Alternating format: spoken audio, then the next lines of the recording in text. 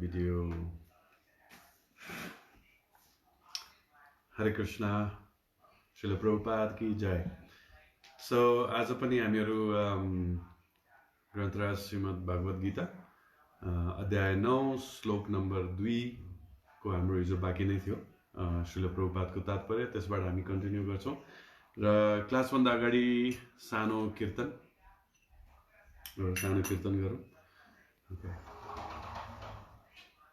जय राधा माधव कुंज विहारी जय राधा माधव कुंज विहारी गोपी जन बल्लभा गिरिवरधारी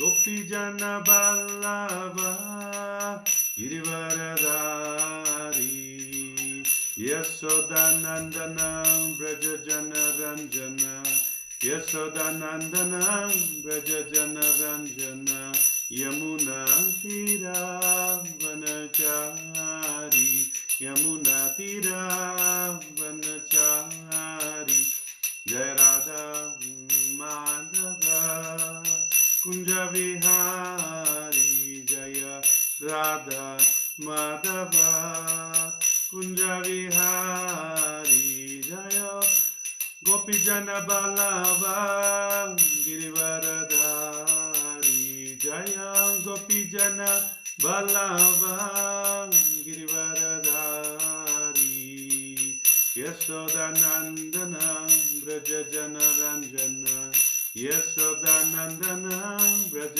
जन रंजन यमुना तीरा वनचारी यमुना तीरा वनचारी जय राधा माधव कुंज विहारी हरे कृष्णा कृष्ण कृष्ण हरे हरे हरे राम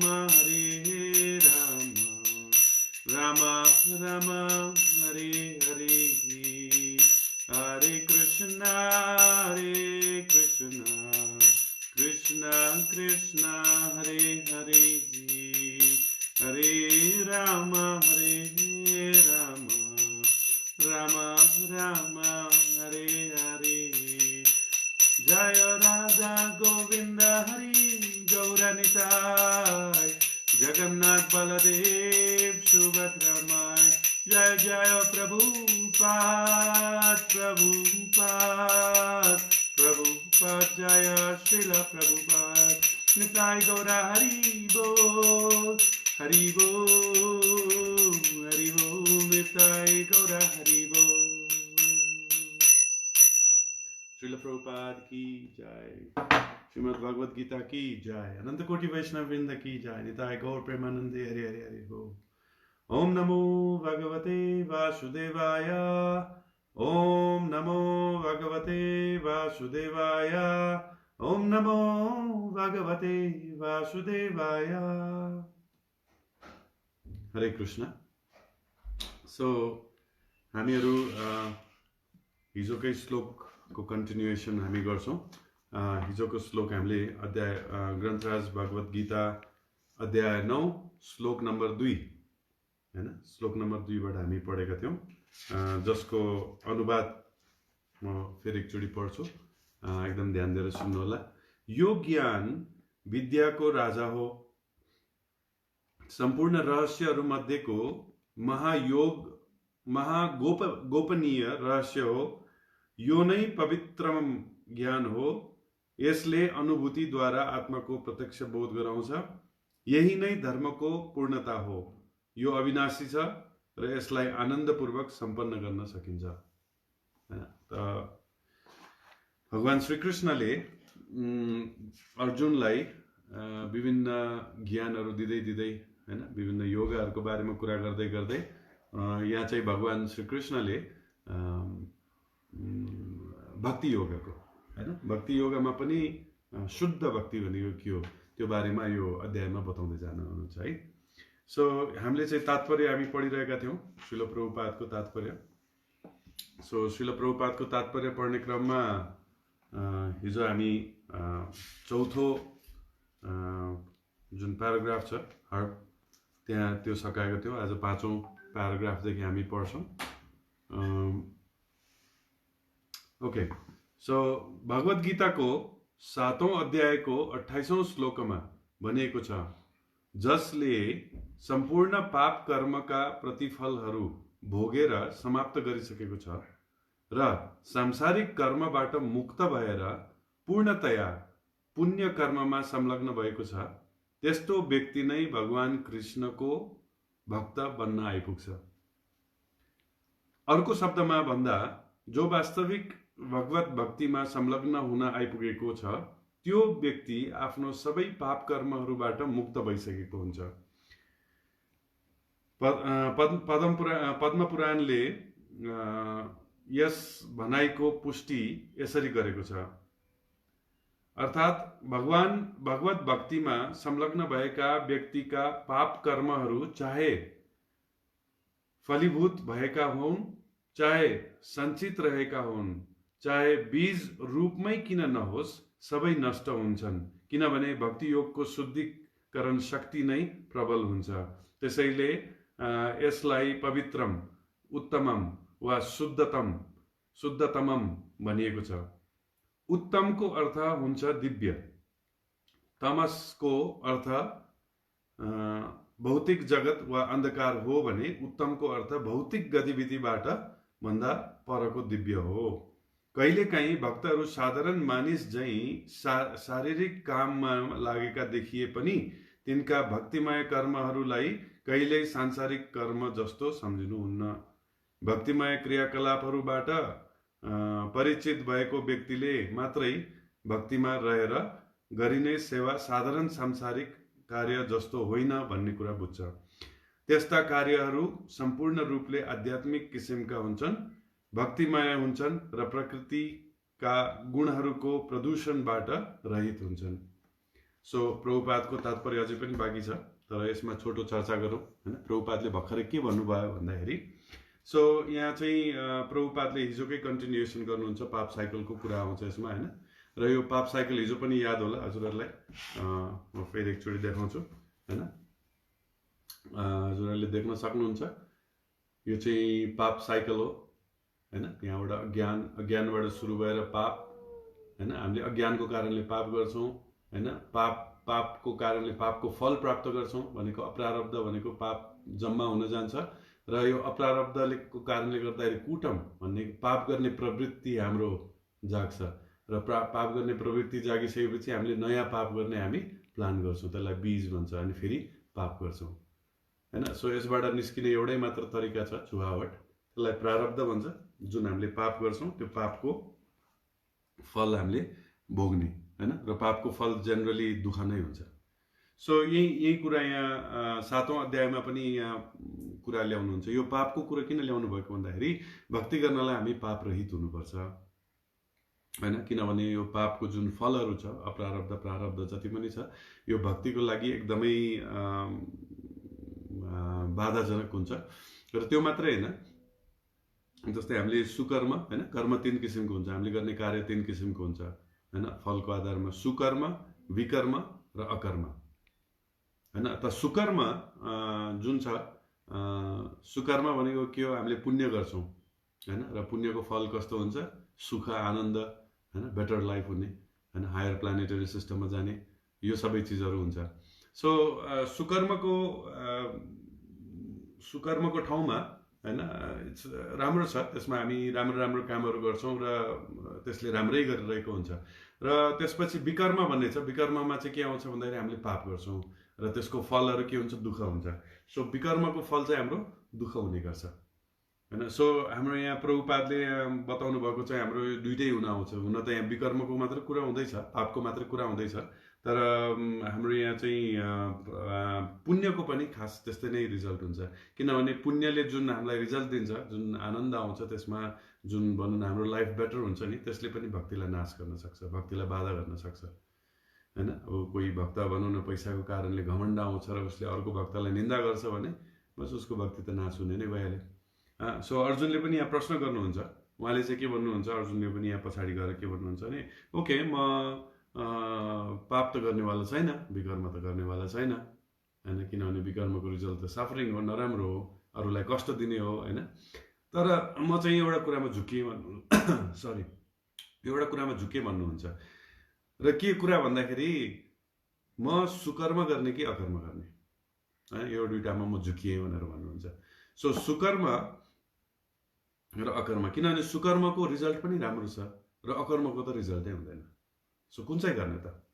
सो भगवान् श्री कृष्णले के भन्नुहुन्छ होइन, सुकर्मको पनि डेन्जर छ है, किनभने सुकर्मको रिजल्टले पनि हामीलाई होइन फेरि विकर्मतिर लान सक्छ अथवा भक्तिबाट हामीलाई टाढा लान सक्छ होइन। त्यही कारणले गर्दाखेरि चाहिँ हामीले जुन होइन गर्नुपर्ने के हो त अकर्म। यहाँ सो प्रभुपादले आजको जुन यो व्याख्या गर्दै हुनुहुन्छ 7औं स्कन्द होइन 28औं श्लोकलाई रेफरेन्स गरेर उहाँले भन्नुहुन्छ, त्यसमा चाहिँ के भन्नुहुन्छ, अकर्मलाई प्रोत्साहन गर्नुहुन्छ। न अकर्म भनेको के हो होइन, जसको रिजल्ट आउँदैन हामीलाई, जसको अप्रारब्ध अथवा प्रारब्ध नै छैन होइन, जुन यस्तो कार्य गर्छौँ। र त्यो कसरी सम्भव छ भन्दाखेरि एउटै मात्र कारणबाट सम्भव छ, त्यो चाहिँ भगवान् श्रीकृष्णको होइन लागि हामी जुन सेवा गर्छौँ होइन त्यसलाई अकर्म भन्छौँ होइन। त योगाहरूमध्येमा होइन, योगहरूमध्येमा जस्तै कर्मयोग छ, ज्ञान योग, ध्यान योग छ, भक्ति योग छ। भक्ति योग मात्र यस्तो एउटा योगा हो जसले भगवान् श्रीकृष्णसँग सम्बन्ध राख्छ होइन, भगवान् श्रीकृष्णसँग हाम्रो सबै चिज जोडिदिन्छ होइन। त्यही भएर भगवान्ले के भन्नुहुन्छ, भक्ति योग गर्नुपर्छ। र यहाँ प्रभुपादले पनि त्यही भन्नुहुन्छ, जो व्यक्तिको होइन, यहाँ एउटा कुरा हामीले एकदम ध्यान दिनुपर्छ। कहिलेकाहीँ हामीले यो श्लोक हामीलाई पनि लगाइदिन्छौँ अनि हामी पनि खुसी हुन्छौँ, अरे बाप रे बाप मेरो पाप कर्म त सबै सकिसक्यो होइन, त्यही भएर म भक्ति गर्दैछु भनेर हामी सोध्छौँ। होइन, हामी भक्तिको विधि होइन गर्दैछौँ, भक्तिको विधि प्र्याक्टिस गर्दैछौँ हामीहरू होइन, त्यसलाई के भन्छ, साधन भक्ति भन्छ, हामी साधन भक्ति भन्दैछौँ। तर यहाँ जुन प्रभुपादले जुन भक्ति भन्दै हुनुहुन्छ त्यो शुद्ध भक्तिको कुरा हो। भनेको मतलब जति पनि व्यक्तिहरू श्रील प्रभुपाददेखि लगायत हाम्रो आचार्यहरू 6 गोस्वामीजहरू होइन, उहाँहरू जतिले पनि तपाईँको भक्ति गर्नुभयो होइन, उहाँहरूको शुद्ध भक्ति छ। र त्यो शुद्ध भक्तिमा कुनै पनि किसिमको होइन, कुनै पनि किसिमको पापहरूबाट रहित भइसकेको हुन्छ।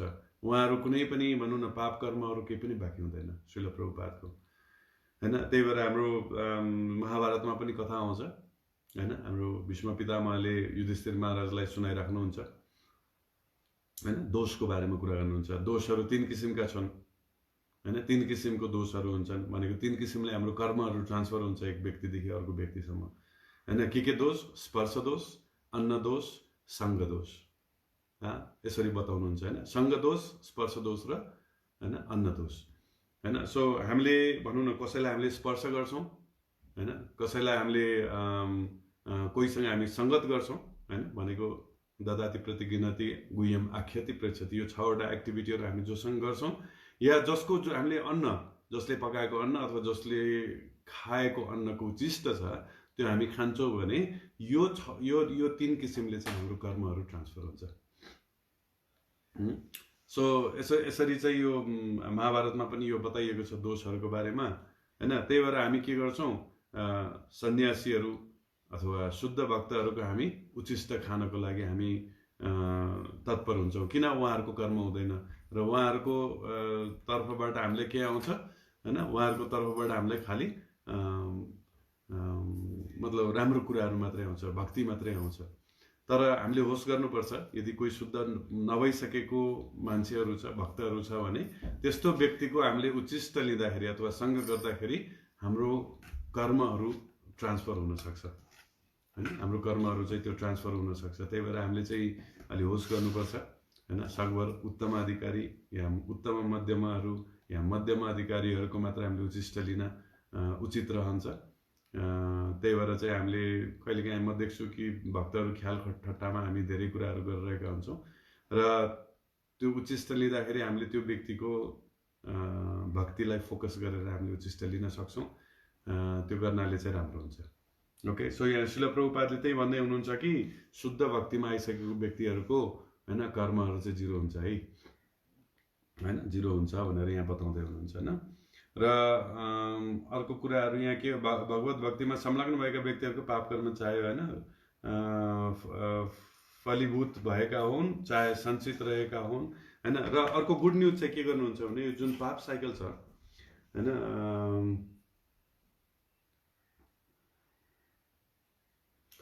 ओके, जुन हाम्रो यो पाप साइकल छ, ओके थ्याङ्क यू, हाम्रो जुन यो पाप साइकल छ, यो पाप साइकलमा पनि तपाईँले मैले हिजो पनि एक्सप्लेन गरिसकेँ कि जुन भक्ति एउटा यस्तो प्रोसेस हो हैन, भगवानको नाम अथवा भक्ति हैन, माया सेवा यस्तो एउटा प्रोसेस हो जसले चाहिँ यो जुन पाप साइकलको सबैवटा चरणहरू छ हैन, जस्तै के छ चरणहरू हैन, पाप साइकल बीज, यो अप्रारब्ध कुटम बीज हैन, यो सबै साइकलहरू यो सबै 100% नष्ट गरिदिन सक्छ।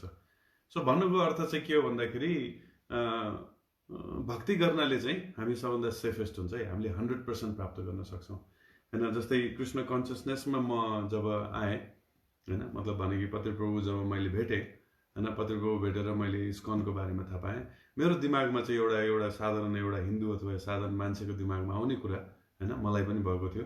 र मैले के सोचेँ भन्दाखेरि इस्कन यदि आध्यात्मिक जीवन नै मैले बिताउने हो भने, व्यतीत गर्ने हो भने इस्कन नै किन, वाइ इस्कन हैन। त्यत्रो संस्थाहरू छ, त्यत्रो अरू धर्महरू छ, कसैले शिव भन्छ, कसैले ब्रह्मा भन्छ, कसैले गणेश भन्छ हैन, कसैले जेहोवा भन्छ, कसैले अल्लाह भन्छ हैन। म किन नखोज्ने, कृष्णै किन अथवा इस्कन नै किन भनेर चाहिँ मैले खोज तलास गर्ने मैले प्लान गरेँ। अनि त्यो प्लान गर्दाखेरि म चाहिँ विभिन्न ठाउँमा ब्रह्मकुमारी, साई बाबा, ओसो हैन, तपाईँको क्रिस्चियनिटी, इस्लामको बारेमा मैले साह्रै सबै ठाउँमा गएर मैले धेरै कुराहरू उहाँको बुझेँ। कति ठाउँमा त मैले उनीहरूको क्लासेसहरू पनि लिएँ हैन, एक हप्ताको, एक महिनाको क्लासेसहरू, कतिपयहरूको बुकहरू पढेँ मैले। र यो सबै चिज पढ्दाखेरि चाहिँ मैले के भेटाएँ भन्दाखेरि वैष्णव फिलोसफी सबभन्दा कम्प्लिट फिलोसफी रहेछ हैन। र वैष्णव फिलोसफीहरूमा पनि जो राधा कृष्णको हामी आराधना गर्छौँ त्यो चाहिँ सबभन्दा मोस्ट कम्प्लिट रहेछ भन्ने कुरो बुझ्यो हैन। एउटा सानो रिसर्च गरेर म हुन त ठुलो मान्छे होइन हैन, त्यस्तो मैले प्रामाणिक किसिमले, तर मेरो आफ्नै हिसाबले चाहिँ मैले सबै ठाउँमा गएर यो त्यहाँको सिद्धान्तहरू हैन, कन्सेप्टहरू, फिलोसफीहरू, त्यसको हाइएस्ट, त्यसबाट आउने हामीलाई रिजल्टहरू, सबै चिजहरू हैन, प्रयोजनहरू, यो सबै बारेमा बुझ्दाखेरि चाहिँ मैले के भेटाएँ भन्दाखेरि हैन, जुन गौडिया वैष्णवले दिएको जुन सिद्धान्त छ, श्रील प्रभुपादले जुन दिनुभएको सिद्धान्त छ, चैतन्य महाप्रभुले दिनुभएको जुन सिद्धान्त छ, यो चाहिँ सर्वश्रेष्ठ सिद्धान्त हो। न एउटै मात्र च्यालेन्ज हाम्रो लाइफमा आउँछ। त्यो च्यालेन्ज के हो भन्दाखेरि हामी हैन चैतन्य महाप्रभुले बताउनु भएको अनुसार हामी प्र्याक्टिस गर्न सक्छौँ कि सक्दैनौँ हैन। सो गएको 15 वर्षदेखि मेरो च्यालेन्ज त्यही छ हैन। उहाँहरूले बताउनु भएको जुन लाइन छ, जुन बताउनु भएको जुन नियम छ, कायदा कानुनहरू छ, त्यो अनुसार हैन, जुन भावहरू छ, त्यो अनुसार म भक्ति गर्न सक्छु कि सक्दिनँ भन्ने मात्र क्वेसन हो। नत्र यो जुन हामीलाई जुन दिएको फिलोसफी चाहिँ एकदम सर्वश्रेष्ठ छ। ओके, सो यो क्लासेसहरूमा हामीले अलिकति इन्टरेक्टिभ पनि गर्ने भनेर हामीले सोचेका थियौँ हैन। र हिजो पनि हामीले विभिन्न प्रश्नहरू हामीले लिएका थियौँ। सो तपाईँहरूले जुन कमेन्टमा हैन, तपाईँहरूले यो जुन प्रश्नहरू तपाईँहरूले टाइप गर्न सक्नुहुन्छ। एकैछिन म यो हेरिहाल्छु।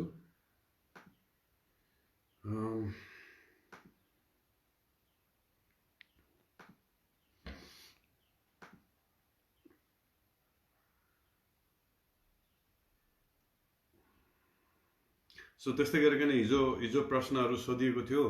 त्यो प्रश्नहरू सोधिएकोमा एउटा प्रश्न चाहिँ उत्तर दिन हामीले हिजो भ्याएको थिएन हैन। त्यो चाहिँ म आज कोसिस गर्छु। जस्तै यो चाहिँ हाम्रो विमल खत्री हैन, विमल खत्री प्रभु, विमल खत्रीज्यूले चाहिँ यस प्रश्न गर्नुभएको थियो। एकैछिन यो खोलिहालेँ। ओके, सो विमल खत्री प्रभुले के सोध्नु भएको थियो भन्दाखेरि प्रश्न चाहिँ गृहस्थमा प्रवेश पश्चात सन्यासतर्फ बढ्नु ठिक कि गृहस्थमै आजीवन रहनु ठिक हैन, यो प्रश्न गर्नुभएको थियो। अब मैले हिजो पनि भने कि यो आजको क्लासहरूसँग रिलेटेड क्वेसनहरू सोद्धाखेरि बेटर हुन्छ भनेर लागेको थियो, तर खोइ सायद कुनै ठाउँमा बोलियो होला न, उहाँले यो प्रश्न गर्नुभयो हैन। सो यो उहाँको प्रश्न चाहिँ अब गृहस्थमा प्रवेश गरिसकेपछि हैन सन्यासी बन्नुपर्छ कि या जिन्दगीभर गृहस्थमै बसेर भक्ति गर्न सकिन्छ भन्ने किसिमको प्रश्न गरेको जस्तो लाग्यो मलाई हैन। सो यसको उत्तर चाहिँ मैले दिनुभन्दा पनि ग्रन्थराज श्रीमद् भागवतममा तपाईँले रिफर गर्नुभयो भने त्यसमा भेटाउन सकिन्छ।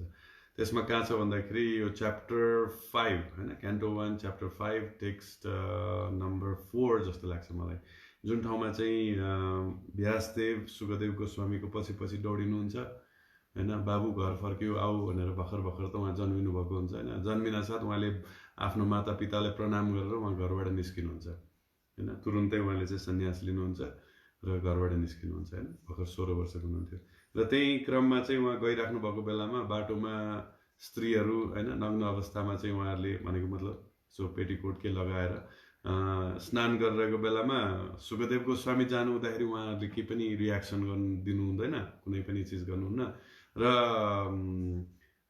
तर व्यासदेवजी जानु हुँदाखेरि चाहिँ उहाँहरूले आफ्नो हैन शरीरलाई ढाक्नुहुन्छ हैन। सो व्यासदेवले चाहिँ अचम्म परेर उहाँले सोध्नुहुन्छ, अरे बाबा 16 वर्षको एउटा ठिटो नग्न अवस्थामा तिमीहरूको अगाडिबाट जाँदा तिमीहरूलाई केही नहुने, म यो बुढो मान्छे तिमीहरूको अगाडिबाट जाँदाखेरि तिमीहरूलाई लाज हुने, के हो यो भन्दाखेरि उहाँहरूको उत्तरमा चाहिँ यही हुन्छ हैन। सुखदेव गोस्वामी भनेको शुद्ध भक्त हुनुहुन्छ, उहाँलाई यो संसारमा पहाड रुख स्त्री त्यसमा केही पनि अन्तर देख्नुहुन्न, तर हजुर त गृहस्थ आश्रममा हुनुहुन्छ, त्यही भएर हजुरसँग त हामी सतर्क हुनुपर्छ भन्ने किसिमको एन्सर दिनुभएको थियो स्त्रीहरूले चाहिँ। र त्यसको पर्पोर्ट यदि हजुरले पढ्नुभयो भने हजुरको प्रश्नको उत्तर पाउँछ। त्यसमा चाहिँ श्रील प्रभुपादले के भन्नुहुन्छ भन्दाखेरि हैन, हाम्रो जीवनको जुन यो जीवन बाँच्नको लागि जुन हाम्रो वर्णाश्रम धर्म दिएको छ हैन, त्यसमा 4वटा आश्रम छ, ब्रह्मचारी आश्रम, गृहस्थ आश्रम, वानप्रस्थ आश्रम र सन्यास आश्रम। सो यो 4वटा आश्रममा हैन भनौँ न कतिले ब्रह्मचारी आश्रम लिन्छ, ब्रह्मचारी आश्रमबाट सिधै वानप्रस्थमा पनि जान सक्छ, अथवा कोही ब्रह्मचारी भएर गृहस्थ भएर वानप्रस्थमा पनि जान सक्छ हैन, अथवा सन्यास पनि लिन सक्छ। सो यो हो के भन्दाखेरि त्यहाँ प्रभुपादले के बताउनुहुन्छ भन्दाखेरि यदि कसैले जीवनको भनौँ न जुन परम लक्ष्य छ भगवत भक्ति त्यो पाउने यदि कसैको इच्छा छ भने कुनै पनि व्यक्तिले कमसे कम वानप्रस्थको अवस्था लिनै पर्छ, वानप्रस्थ आश्रममा हैन हामीले प्रवेश गर्नै पर्छ भनेर लेख्नु भएको छ। र गृहस्थ आश्रममा बसेर गर्न सकिन्न, किनभने गृहस्थ आश्रममा विभिन्न बाधाहरू छ, जस्तै मेरो परिवार, मेरो श्रीमती, मेरो समाज, मेरो नातागोता हैन, म र मेरोको त्यो उसमा छ हैन। त गृहस्थ आश्रममा बसेर फेरि म र मेरो भन्ने कुरो नछुटाइकन बस्नु मिल्दैन हैन, छुट्याउनै पर्ने हुन्छ हैन। त्यसले गर्दाखेरि चाहिँ गृहस्थ आश्रममा बसिसकेपछि को पुरुष को स्त्री यो सबै छुट्याउनु पर्ने हुन्छ। यो विभिन्न किसिमको मतलब भनौँ न त्यसमा कमाइ गर्नुपर्ने, यो गर्नुपर्ने, त्यसमा आसक्ति देखाउनु पर्ने हुन्छ हैन, रेस्पोन्सिबिलिटीहरू आउँछ। सो त्यो कारणले गर्दाखेरि चाहिँ गृहस्थ आश्रममा बसेर शुद्ध 100% भगवानको भक्ति गर्नलाई निकै कठिन हुन्छ। तर त्यो चाहिँ कुन आश्रममा गएर सम्भव हुन्छ भन्दाखेरि वानप्रस्थ आश्रममा गएर मात्रै सम्भव देखिन्छ। सो वानप्रस्थ आश्रम भनेको हुन त अब वन प्रस्थान भनेको छ त्यसमा हैन, वन प्रस्थानबाट वानप्रस्थ आएको। सो वानप्रस्थ भनेको चाहिँ खासमा चाहिँ के भन्यो भने स्टेट अफ माइन्ड हो हैन, एउटा स्टेट अफ कन्सियसनेस हो हैन। त्यो चेतनाको कन्सियसनेस के भन्दाखेरि म अब मेरो हैन घर गृहस्थी परिवार यो समाजमा निर्भर नभइकन भगवान श्रीकृष्णमा निर्भर हुन्छु हैन भन्ने एउटा जुन भावना छ हैन। र भगवानले हैन राखे कृष्ण मारे कृष्ण राखे के पुरै भगवानको शरणमा जाने, भगवानमा आश्रित हुने हैन, यो किसिमको जुन एक्टिभिटीहरू गर्छ त्यसलाई वानप्रस्थ भन्छ। सो त्यहाँ श्रील प्रभुपादले भन्नुहुन्छ कि यदि कोही व्यक्ति भगवत धाम जान चाहनुहुन्छ, भगवानको सेवामा लाग्न चाहनुहुन्छ भने कमसेकम वानप्रस्थ आश्रममा जान सकिन्छ। त जहाँसम्म सन्यास आश्रमको कुरा छ हैन, सन्यास आश्रम भनेको त्यो व्यक्तिले मात्रै लिन जरुरी छ जो व्यक्ति चाहिँ पूर्ण रूपमा हैन तन मन वचन हैन यो तीनटा चिजलाई हैन आफूले उ गरेर तन मन वचन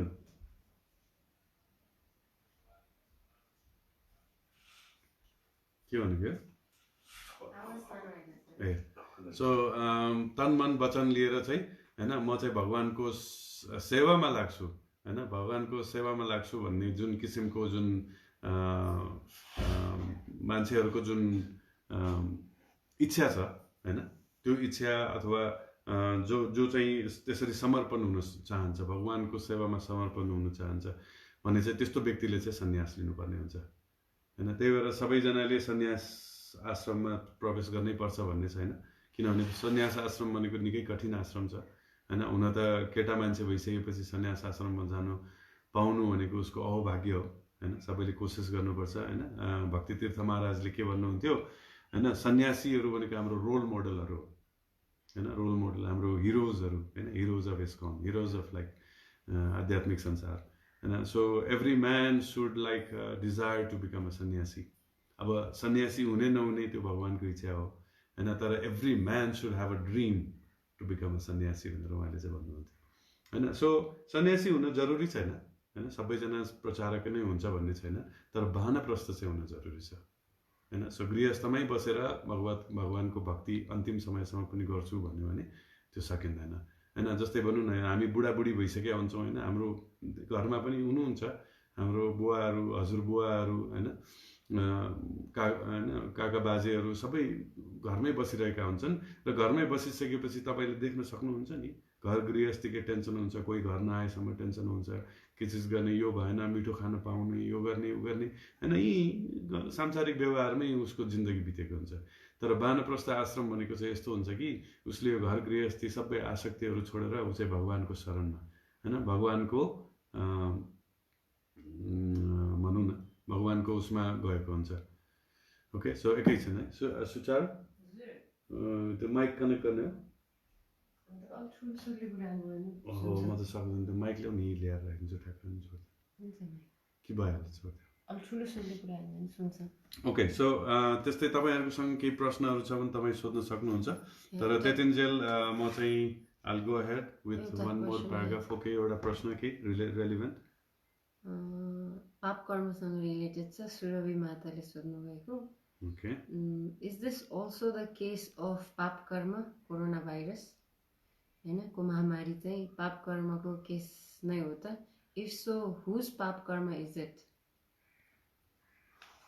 कोरोना भाइरसको महामारी पनि पाप कर्म। ओके, कर्महरू दुई किसिमका हुन्छन् हैन, कर्महरू दुई किसिमका हुन्छन्, एउटा इन्डिभिजुअल कर्म, अर्को कलेक्टिभ कर्म हैन। सो इन्डिभिजुअल कर्म भनेको त हामी एक्लैले जे गरेका छौँ त्यसको हामीले हैन रिजल्ट हामीले भोग्ने, स्वयंले भोग्ने, त्यसलाई चाहिँ इन्डिभिजुअल कर्म हुन्छ। र कहिलेकाहीँ चाहिँ कलेक्टिभ कर्म पनि हुनसक्छ हैन। हामीले चाहिँ कुनै पापहरू गरेको छैनौँ, तर हाम्रो सङ्गत चाहिँ पाप कर्म गरेको व्यक्तिहरू, जसको प्रारब्ध भएको व्यक्तिहरूसँग हाम्रो सङ्गत हुन्छ हैन। हामी चाहिँ उनीहरूसँग अति नै जिग्री हुन्छौँ, उनीहरूसँग हामी सङ्गत गर्छौँ हैन, विशेष गरिकन एसोसिएसनमा जान्छौँ भने उनीहरूको कर्मले हामीलाई असर गर्न सक्छ हैन। सो यो कोरोना भाइरस भनेको हाम्रो संसारकै कलेक्टिभ कर्म हुनसक्छ हैन। कोरोना भाइरस मात्र किन, सुनामी, भूकम्पहरू जे पनि हुन्छ, कहिलेकाहीँ हामी प्लेनमा गइरहन्छौँ, प्लेन क्रास हुनसक्छ हैन। हाम्रो दुर्भाग्य होइन कि कसैको दुर्भाग्य थियो, त्यसको असर हामीलाई पनि पर्न सक्छ हैन। सो यसलाई कलेक्टिभ कर्म भनेर भनिएको छ। र यो कलेक्टिभ कर्महरू यस टाइममा आउँछ। हिजो पनि म भक्तहरूसँग कुरो चर्चा गरिरहेको थिएँ हैन। 4वटा चिजले चाहिँ हामीलाई असर गरिरहेको छ हाम्रो दैनिक जीवनमा, 4वटा चिज हैन, 4 थिङ्स डाइरेक्टली अफेक्टिङ अस भनेको छ। सबभन्दा पहिला त हाम्रो कर्म हो, नम्बर 1 सबभन्दा बढी असर गर्ने। सेकेन्डमा वास्तु हैन, हामी बसिरहेको ठाउँको जुन भौगोलिक बनोटहरू छ हैन, दिशा अनुसार हैन, वास्तुको शरीर अनुसार कस्तो छ हैन। तेस्रोमा आउँछ हैन हामीलाई लिड गर्ने नेताहरू हैन, हामीलाई हाम्रो समाजलाई लिड गर्ने नेताहरू अथवा कुनै पनि त्यस लेभलको नेताहरू। घरमा छ भने घरमा बुवा अथवा हजुरबुवा जो नाइके हुनुहुन्छ, अथवा हाम्रो समाजको नाइके हैन, वडा अध्यक्ष हैन, जस्तै हाम्रो इस्कनको कोही अब पदाधिकारीहरू हैन, इस्कनका गुरुहरू हैन, त्यस्तै गरिकन हाम्रो देशको प्रधानमन्त्री हैन, भनौँ न अब कहिलेकाहीँ अरू देशको प्रधानमन्त्रीले पनि हामीलाई असर गरेको हुन्छ हैन, त्यस्तै गरिकन नेता। र 4थमा गएर चाहिँ हैन इन्भाइरोमेन्ट, वातावरण हैन, हामी बस्ने वातावरणले पनि हामीलाई असर गरिरहेको हुन्छ। यो 4वटा चिजले चाहिँ हामीलाई कन्ट्रोल गरिरहेको हुन्छ, हामीलाई असर गरिरहेको हुन्छ हैन। सो यस्तो किसिमले चाहिँ यस हैन हाम्रो अब वातावरणमा यदि कसैको कारणले अब कोरोना भाइरस आउँछ हैन, त्यसको भोगी हामीहरू पनि हुन्छौँ हैन, भोगीहरू हामी पनि हुन्छौँ। तर विशेष गरिकन अब कोरोना भाइरस आयो, कोही मरेका छन्, कोही मरेका छैनन् हैन। अब मर्नेहरूको सायद कर्म स्ट्रङ थियो होला हैन, नमर्नेहरू हैन जो बाँचिरहेका छन् उनीहरूले सफर त गरे हैन, घरमा थुनिएर बस्नु पर्यो अथवा हैन केही भयो उसलाई, तर मर्नु त परेको छैन हैन। सो त्यही हो हैन, जसको कर्म स्ट्रङ छ हैन उसले चाहिँ भोग्नुपर्छ, जसको कर्म छैन उसले कम भोगेर सकिन्छ हैन, कलेक्टिभ कर्ममा पनि। ओके, सो यस्तो किसिमले। So hope that satisfies you.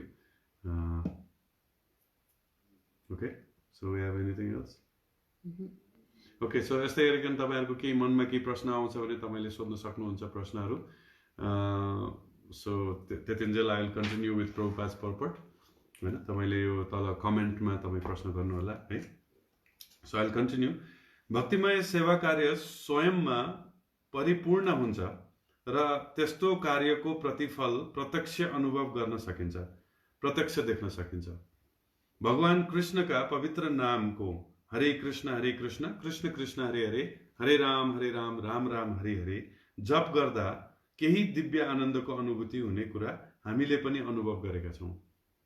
यसरी नाम जप गर्ने व्यक्ति सम्पूर्ण भौतिक कल्मशहरूबाट तत्काल शुद्ध हुन्छ। यसरी नाम जप गर्ने व्यक्ति सम्पूर्ण भौतिक कल्मशहरूबाट तत्काल शुद्ध हुन्छ।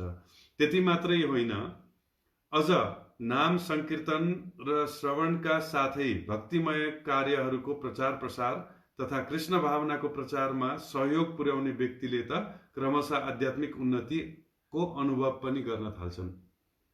आध्यात्मिक जीवनमा हुने यस्तो प्रगति कुनै पूर्व शिक्षा र योग्यतामा निर्भर हुँदैन।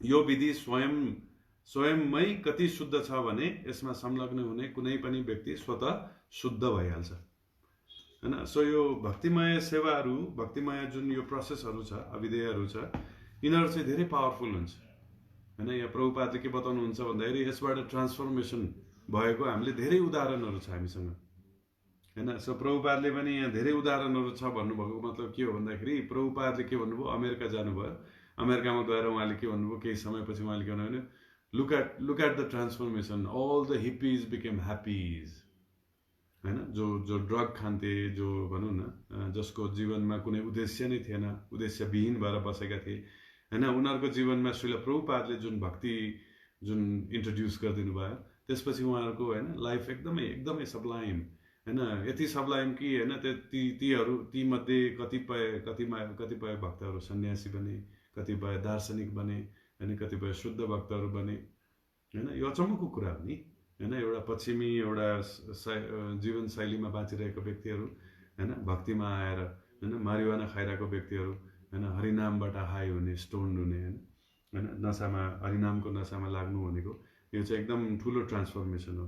सो श्रील प्रभुपाद यहाँ पुरा किटेर भन्नुहुन्छ हैन। अब श्रील प्रभुपादहरू त नित्य सिद्ध हुनुहुन्छ, उहाँहरू त जन्मेदेखि नै उहाँहरू हैन शुद्ध भक्त हुनुहुन्छ र उहाँहरू चाहिँ के उद्देश्य, मिसन लिएर आउनुभएको हो। तर हामी जस्तो बद्ध जीवहरू पनि हैन महामन्त्र उच्चारण गरेको कारणले गर्दाखेरि हैन हामीहरू चाहिँ आध्यात्मिक हैन जीवनमा उन्नति गरेको हैन लाखौं उदाहरणहरू छन्, करोडौं उदाहरणहरू छन्। जब प्रभुपाद इन्डिया आउनुभयो, रिपोर्टरहरूले सोध्नुभयो उहाँलाई हैन, विभिन्न गुरुहरूले विभिन्न चमत्कार गरेर देखाउँछ, कसैले सुन निकाल्छ, कसैले के गर्छ हैन, कसैले रोग निको गरिदिन्छ। तपाईको चमत्कार के हो भन्दाखेरि उहाँले यस्तो हटेर के गर्नुभयो, पछाडि जुन आइरहेका विदेशी भक्तहरू पुरै हैन, गोराहरू, चिन्डे, काला हैन, विभिन्न चाइनिजहरू हैन, पुरै चिन्डे भएर आएको अनि धोती लगाएर सबै आएको, हेर्नुस् मेरो चमत्कार त्यही हो, these are my white elephants हैन। सो भनौँ न एउटा विदेशी मान्छे जसले भगवान श्री कृष्णको बारेमा कहिले सुनेकै छैन हैन, यो जुन हाम्रो सनातन धर्मको बारेमा कहिले पनि सुनेकै छैन हैन, उहाँहरूलाई चाहिँ पुरै हैन। र मलाई त अझ कस्तो लाग्छ कि मैले हैन अधिकांश जुन भेटेको जुन विदेशी भक्तहरू हुनुहुन्छ, विदेशी भन्नाले जुन वेस्टर्न वर्ल्डहरूबाट आउनुभएको छ, हामीभन्दा पनि उहाँहरू बढी सिन्सियर म देख्छु हैन। हामीहरू त अझ साँच्चै के भन्यो भने हामीले त यो कृष्ण कन्सियसनेसलाई कस्तो भन्दाखेरि एक्स्ट्रा भ्याकेन्ट हैन, मतलब एक्स्ट्रा भ्याकेन्ट होइन, टेक इट फर ग्रान्टेड भन्छ नि हैन, एकदम सस्तो गरेर हामीले लिइरहेको छौँ चिपमा। सानै बेलादेखि थाहा छ यो भगवान श्री कृष्णको लीलाहरू सुनिसक्यो भन्ने किसिमको। तर यो विदेशी भक्तहरूले चाहिँ जुन उहाँहरूले भनौँ न जीवनको पछिल्लो भागमा गएर हैन, बिचको भागमा गएर उहाँहरूले जुन पाउनुभयो र त्यसमा एकदमै सिन्सियर भएर उहाँहरूले फलो गर्नुभएको छ हैन। त्यसको ज्वलन्त उदाहरण को छ, पत्रिप्रभु हुनुहुन्छ हैन, जुन उहाँले अध्ययन गरेर सबै गरेर यसमा डुबेर त्यसमा भक्तिको अनुभव गरेर हैन, त्यसको भनौँ न भावहरू बुझेर हैन, पत्रिप्रभुले हामीलाई आएर हैन यो पाठ सिकाइराख्नु भएको छ र आजसम्म पनि होइन भनौँ न पतिप्रभुसँग हामीले सङ्गत गरेको 15-16 वर्ष भइसक्यो र आजसम्म पनि हामीलाई त्यो भक्ति बुझ्न धौधौ भइरहेको छ होइन। त्यही भएर हामी चाहिँ हाम्रो संस्कार हाम्रो संस्कृति भनेर धेरै घमण्ड गर्नु पनि बेकारै जस्तो लाग्छ मलाई होइन। किन भन्दाखेरि होइन जुन विदेशी भक्तहरू होइन जो सिन्सियर छन् होइन उहाँहरूले चाहिँ यो भक्तिलाई बुझेर उहाँले साँच्चीकै आफ्नो होइन जीवनको आफ्नो एउटा पुरै आधार बनाएका छन्। तर हामीहरू चाहिँ नेपाली हिन्दू सनातनी वैष्णव भएर चाहिँ 50-50 कम्प्रोमाइज गर्नुपर्छ के प्र्याक्टिकल हुनुपर्छ भन्दै हामीहरू चाहिँ दुइटै होइन मोडर्न र स्पिरिचुअल दुइटै किसिमको होइन भौतिक र आध्यात्मिक दुवै किसिमको लाइफहरू चाहिँ हामी बाँच्न बाध्य गरिरहेछौँ आफैलाई नै। ओके, सो वेदान्त सूत्र 3:2:26 निम्नलिखित कथनको व्याख्या गरिएको छ होइन। प्रकाशश्च कर्मण्य व्यासत, अर्थात् भक्ति योग कति शक्तिशाली छ भने यसका गतिविधिमा लाग्नासाथ मानिस निसन्देह प्रबुद्ध हुन्छ होइन। जस्तै यसको व्यावहारिक उदाहरण नारद मुनिको पूर्व जन्ममा देख्न सकिन्छ। पूर्व जीवनमा नारदजी दासी पुत्र थिए, न उनी उच्च कुलमा जन्मिएका थिए न उनले उच्च शिक्षा नै पाएका थिए। उनकी आमाले ठुला ठुला भक्तहरूको सेवा गर्थिन् हैन। उनी पनि उक्त सेवा कार्यमा संलग्न हुन्थे। कहिलेकाहीँ आमाको अनुपस्थितिमा उनी आफैले मात्र पनि ती महान भक्तहरूको सेवा गर्थे हैन। नारद स्वयंले भनेका छन्, श्रीमद् भागवत 1:5-25 को प्रस्तुत श्लोकमा नारदजी आफ्ना शिष्य व्यासदेवका सामु आफ्नो पूर्व जन्मको वर्णन गर्दै भन्नुहुन्छ, एक पटक चतुर्मासका अवसरमा मैले महान भक्तहरूको सेवामा संलग्न हुने अवसर पाएको थिएँ। त्यस बखत मलाई ती ऋषिहरूको घनिष्ठ सत्संग प्राप्त भएको थियो। कहिलेकाहीँ ती ऋषिहरूले भोजन गरिसक्दा थालमा केही उच्छिष्ट जुठो हैन छोड्ने गर्थे। मलाई ऋषिहरूले खाएका थालमा माझ्ने क्रममा थालमा छोडिएको जुठो खानेकुराहरू खाने इच्छा हुन्थ्यो। एक दिन त ऋषिहरूको अनुमति लिएर मैले उक्त जुठो अवशिष्ट खाँदै गएँ। त्यसका प्रभावले केही समयमै म मेरो सबै पापपूर्ण कर्मफलबाट मुक्त भएँ। यसरी उक्त उच्छिष्ट खाँदै जाँदा बिस्तारै मेरो हृदय पनि ती ऋषिहरूको जस्तै पवित्र हुन पुग्यो। ती महान भक्तहरूले श्रवण र कीर्तनका माध्यमद्वारा भगवत सेवामय भक्ति रसको आस्वादन गर्दथे र मैले पनि ती महान भक्तहरूकै जस्तो भक्ति रसको स्वाद पाउन थाले। त नारद मुनिको जुन प्रिभियस लाइफ छ हैन, दासी पुत्र भएर उहाँले गर्नुभएको छ। सो नारदजीले फेरि भन्नुभयो ऋषिहरूका सत्संगले गर्दा ममा पनि भगवानका महात्म्यहरू सुन्ने र कीर्तन गर्ने रुचि उत्पन्न हुन थाल्यो र भक्ति योगमा निमग्न हुने तीव्र इच्छा जागृत हुन थाल्यो। अनि वेदान्त सूत्रमा उल्लेख गरिएको प्रकाशश्च कर्मण्य व्यासात्, अर्थात् भगवत भक्तिमा लागेका व्यक्तिलाई सम्पूर्ण अनुभूति स्वतः हुन्छ, त्यसैको नाम प्रत्यक्ष अनुभूति हो भन्ने उक्ति अनुरूप मलाई पनि भगवानको प्रत्यक्ष अनुभूति हुन थाल्यो हैन। त नारद मुनि जब उहाँको आमा बित्नु भयो त्यस पछाडि हैन, एक्सटर्नली त उहाँ दुखी हुनुभएको थियो, तर इन्टरनली यो त भगवानकै कृपा हो भन्ने उहाँलाई फिल भएको थियो। किनभने अब म निर्धक्क भएर म तपस्या गर्न सक्छु, भक्ति गर्न सक्छु भनेर उहाँले तपस्या गर्ने क्रममा चाहिँ हैन भित्र परमात्माले उहाँलाई दर्शन दिनुहुन्छ हैन। परमात्मालाई दर्शन दिनुहुन्छ र जब फेरि परमात्मालाई हेर्न खोज्नु हुँदाखेरि परमात्माले एउटा आकाशवाणी गर्नुहुन्छ कि यो जीवनमा तिमीले हेर्न पाउँदैनौ हैन, तिमीले मलाई भेट्न सक्दैनौ, तिमी कन्टिन्यू गरेर जे गरिरहेछौ, तिमी अर्को जन्ममा चाहिँ मेरो शुद्ध भक्त हुनेछौ भनेर जुन आकाशवाणी आउँछ हैन। त्यो आकाशवाणी आइसकेपछि चाहिँ हैन उहाँ चाहिँ फेरि ढुक्क भएर उहाँले गर्नुहुन्छ। सो यहाँ नारद मुनि स्वयं बताउँदै हुनुहुन्छ हैन, जुन भक्तहरूको संगत हैन, उचिष्ट भक्तहरूको उचिष्ट उहाँहरूको परमिसन लिएर खाँदाखेरि हैन, भक्तहरूसँग बसेर जुन कीर्तन गर्नुभयो, श्रवण गर्नुभयो हैन, त्यसको फलले हेर्नुहोस् त नारद मुनिले सोचेको पनि थिएन, नारद मुनिले चाहेको पनि थिएन म भक्त हुन्छु भनेर, तर त्यसैको आधारले चाहिँ उहाँहरू शुद्ध हुँदै गयो र चतुर्मास भनेको 4 महिना 4 महिनामा हेर्नुहोस् त नारद मुनिको हृदय परिवर्तन भयो त्यस्तै ध्रुव महाराजको 6 महिनामा परिवर्तन भयो उहाँले भगवान के परिवर्तन भगवान विष्णुलाई साक्षात देख्नुभयो तर हामी यहाँ 15 वर्ष भइसक्यो 20 वर्ष 30 वर्ष भइसक्यो होइन हामीले भक्तिमा हामी शुद्ध हुन सकेका छैनौँ होइन सो त्यसको लागि चाहिँ हाम्रो जुन भनौँ न हाम्रो भक्तहरूको सङ्गत अथवा भगवानको हाम्रो जुन श्रवण कीर्तन स्मरण हाम्रो अलिक कमजोरी छ जस्तो लाग्छ मलाई जहाँसम्म लाग्छ या हामीहरू धेरै पापी होला होइन हामी भन्दा पनि म चाहिँ धेरै पापी छु त्यही भएर मलाई 15 वर्ष भइसक्यो होइन त्यसमा पनि अझ बिस्तारै बिस्तारै होइन अगाडि त बढिरहेको छु तर एकदम स्लो एडभान्समेन्ट भइरहेछ र जब जब म नारद मुनिको कथा पढ्छु अथवा ध्रुव महाराजको होइन प्रहलाद महाराजहरूको कथा पढ्छु अलिकति असजिलो पनि हुन्छ किनभने उहाँहरूले चाहिँ छिट्टै होइन महिना होइन केही महिनाको अन्तरमै उहाँहरूले चाहिँ शुद्ध भक्ति प्राप्त गर्नुहुन्छ तर हामी चाहिँ वर्षौँ भइसक्यो होइन कतै यो जीवनपछि अर्को जीवनमा मात्रै हुने हो कि भन्ने पनि शङ्का पनि आउँछ कहिलेकाहीँ होइन तर आचार्यहरूले फेरि पनि भन्नुहुन्छ कि भालो न भालो मात्र सेवा गरी होइन राम्रो छ राम्रो छैन हामीलाई मतलब छैन होइन सेवा गर्दै जाऊ नारद मुनिले भन्नुभयो जस्तै सेवा गर्दै जाऊ श्रवण गर्दै जाऊ कीर्तन गर्दै जाऊ होइन र शुद्ध अटोमेटिक हुन्छ होइन त्यो भगवानको नाम रूप गुण लीलामा यति शक्ति छ कि होइन भक्तहरूको सेवामा यति शक्ति छ कि हामी शुद्ध हुँदै जान्छ भनेर नारद मुनिले भन्नुहुन्छ सो हामीसँग अर्को क्वेसन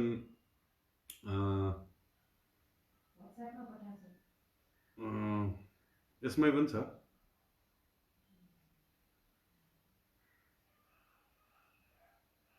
कुन हो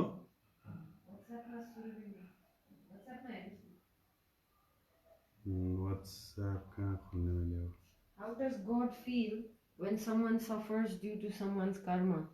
Is he happy or content?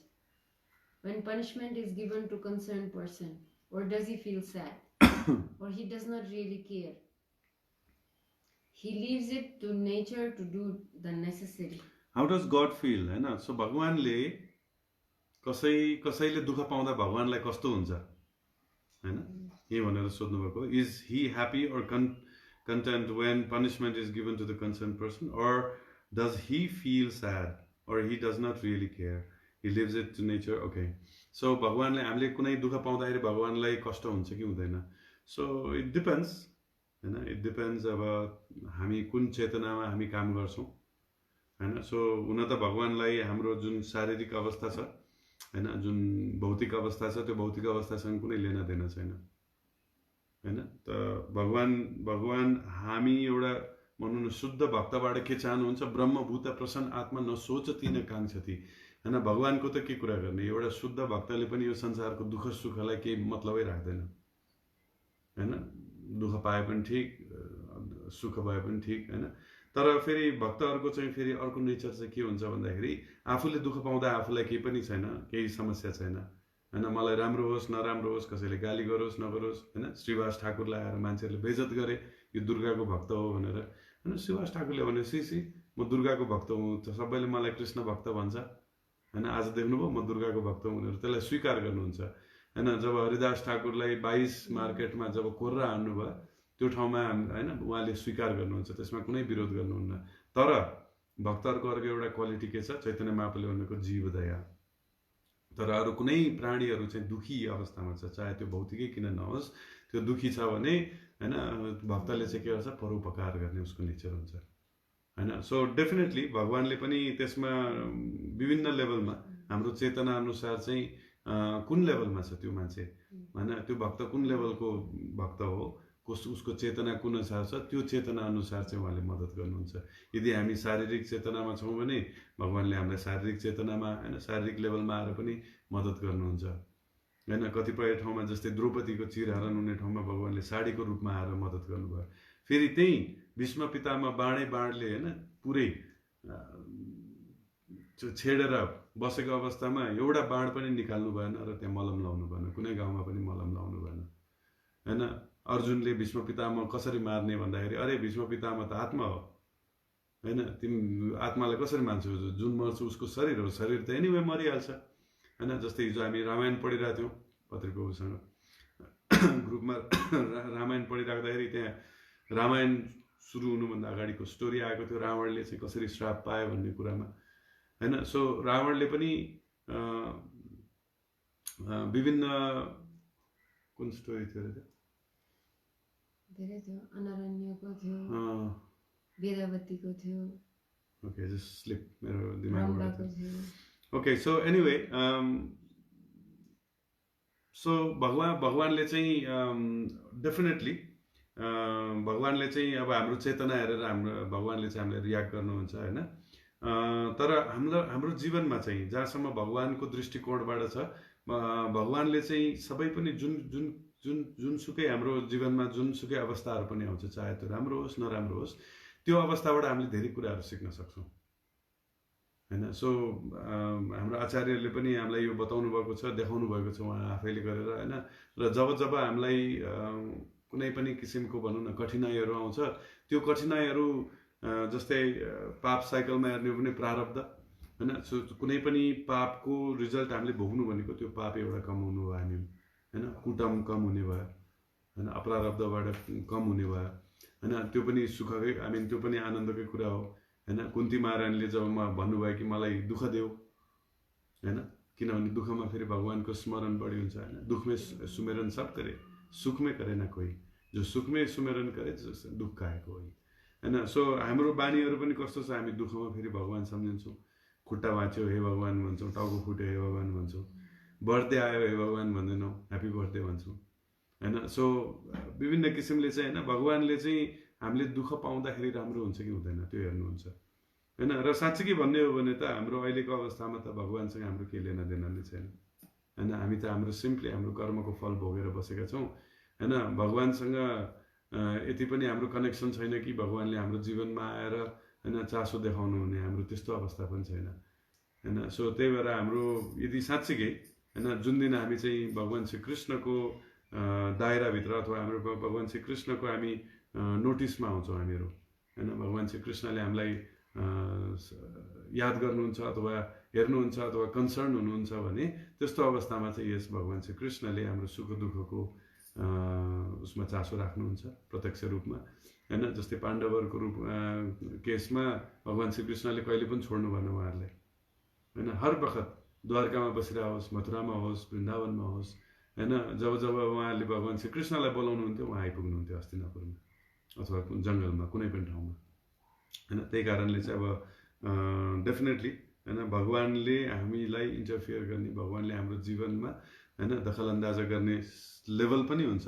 तर हामी जुन शुद्ध भक्ति नभइसकेको कारणले गर्दाखेरि हाम्रो जीवनमा जे पनि बित्छ हाम्रो कर्मको कारणले बित्छ, होइन। र त्यो कर्मको कारणले चाहिँ हामीले भोग्नै पर्ने चिज, होइन। किन भन्दाखेरि, होइन, अब यस्तो छ, मेरो दिमागमा चाहिँ एउटा के कुरा आउँछ भन्दाखेरि हामी दुःखको समयमा धेरै आत्तिन्छौँ हामीहरू, होइन। दुःख भयो भने आत्तिन्छौँ र भगवानलाई प्रार्थना गर्छौँ, र सुखमा गर्दैनौँ हामीहरू, सुखमा आत्तिँदैनौँ, होइन। र सुखमा हामीलाई कोही पनि चाहिँदैन हामीलाई, होइन। र एकदम कन्टेम्प्ट भएर हामी एकदम सन्तोष भएर बस्छौँ सुखमा। तर मेरो दिमागमा एउटा प्रश्न के आउँछ भने हामी सुखमा किन नआत्तेको, सुखमा पनि आत्तिनुपर्ने किन, सुखको समयमा पनि हामी भौतिक संसारमै छौँ नि, होइन। त सुख होस् या दुःख होस्, हामी यो भौतिक संसारमा हुन्जेलसम्म हामी दुःखै पाइरहेका छौँ, होइन। तर हाम्रो सुखको परिभाषा कस्तो छ, दुःख नहुनु, त भौतिक सुखको परिभाषा कस्तो छ, दुःख नहुनु। त्यही भएर हामी भगवान कहाँ जान्छौँ, हामी के प्रार्थना गर्छौँ, कहिले दुःख नहोस्, कहिले पैसाको खाँचो नहोस्, कहिले रोग नलागोस्, हेर्नुहोस् न, दुःख हटाइरहेछौँ। दुःख नहुनु भनेको सुख हो भनेर हामी ठान्छौँ, होइन। अनि त्यसलाई हामी चाहिँ सुखको परिभाषा भन्न ठान्छौँ, होइन। अनि त्यसलाई नै सुख मानेको छौँ, तर होइन, होइन। शास्त्रले, शिल प्रभुपादले, होइन, के भन्नुभएको छ, वास्तविक सुखको त हामीलाई अनुभव पनि भएको छैन, हामीले अन्दाजा पनि गर्न सक्दैन, हाम्रो इमेजिन पनि गर्न सक्दैन, हामी कल्पना पनि गर्न सक्दैन वास्तविक सुख के हो भन्ने कुरो। र त्यो वास्तविक सुख कहाँ पाइन्छ, वैकुण्ठ लोकमा पाइन्छ, गोलोक वृन्दावनमा पाइन्छ, होइन। जसको दुःखसँग कुनै पनि लेना देना नै छैन, होइन। सो यो किसिमले चाहिँ डेफिनेटली हामीले जुन पनिसमेन्ट पाइरहेछौँ, हामीले जुन दुःख पाइरहेछौँ, त्यो हाम्रै कर्मको कारणले गर्दाखेरि हो, होइन। तर जस्तै भनौँ न, दिल्लीमा कसैले एउटा नाबालिगलाई रेप गर्यो अनि उसलाई मृत्युदण्ड दियो भने हामी सबै खुसी हुन्छ, हो त्यसलाई मार्नै पर्छ, त्यसलाई शास्ति गर्नुपर्छ, किनभने त्यसले यस्तो अपराधी यहाँ हुन्छौँ। तर त्यो जुन अपराध गर्ने जुन व्यक्ति छ उसको आमा बुवाले के भन्छ, ठिकै पर्यो होइन, मेरो छोरो भए पनि त्यसलाई राम्रै भयो, मार्नुपर्छ भन्छ कि उसले बचाउन खोज्छ होइन। सो त्यही कारणले गर्दाखेरि चाहिँ होइन, हाम्रो जीवनमा हामीले जे पनि देख्छौँ होइन, हामीले जे पनि भोग्छौँ त्यो हाम्रै कारणले भएको हो। त्यसलाई हामी एकदम खुसी होइन, त्यसलाई एज भनौँ न, खुसी भनेको हाँस्दै होइन कि, मतलब एकदम ओपन हार्टले होइन, ओपन हार्टले चाहिँ त्यसलाई हामीले स्वागत गर्नुपर्छ, चाहे त्यो दुःख होस् चाहे त्यो सुख होस्। ओके, हरे कृष्ण। सो एउटा च्यालेन्जिङ क्वेसन छ। ओके, सो अर्को एउटा प्रश्न पनि, प्रश्नहरूकै कमेन्टहरू चाहिँ क्लियर छैन, त्यहाँ उहाँले कमेन्ट गर्नुहुन्छ।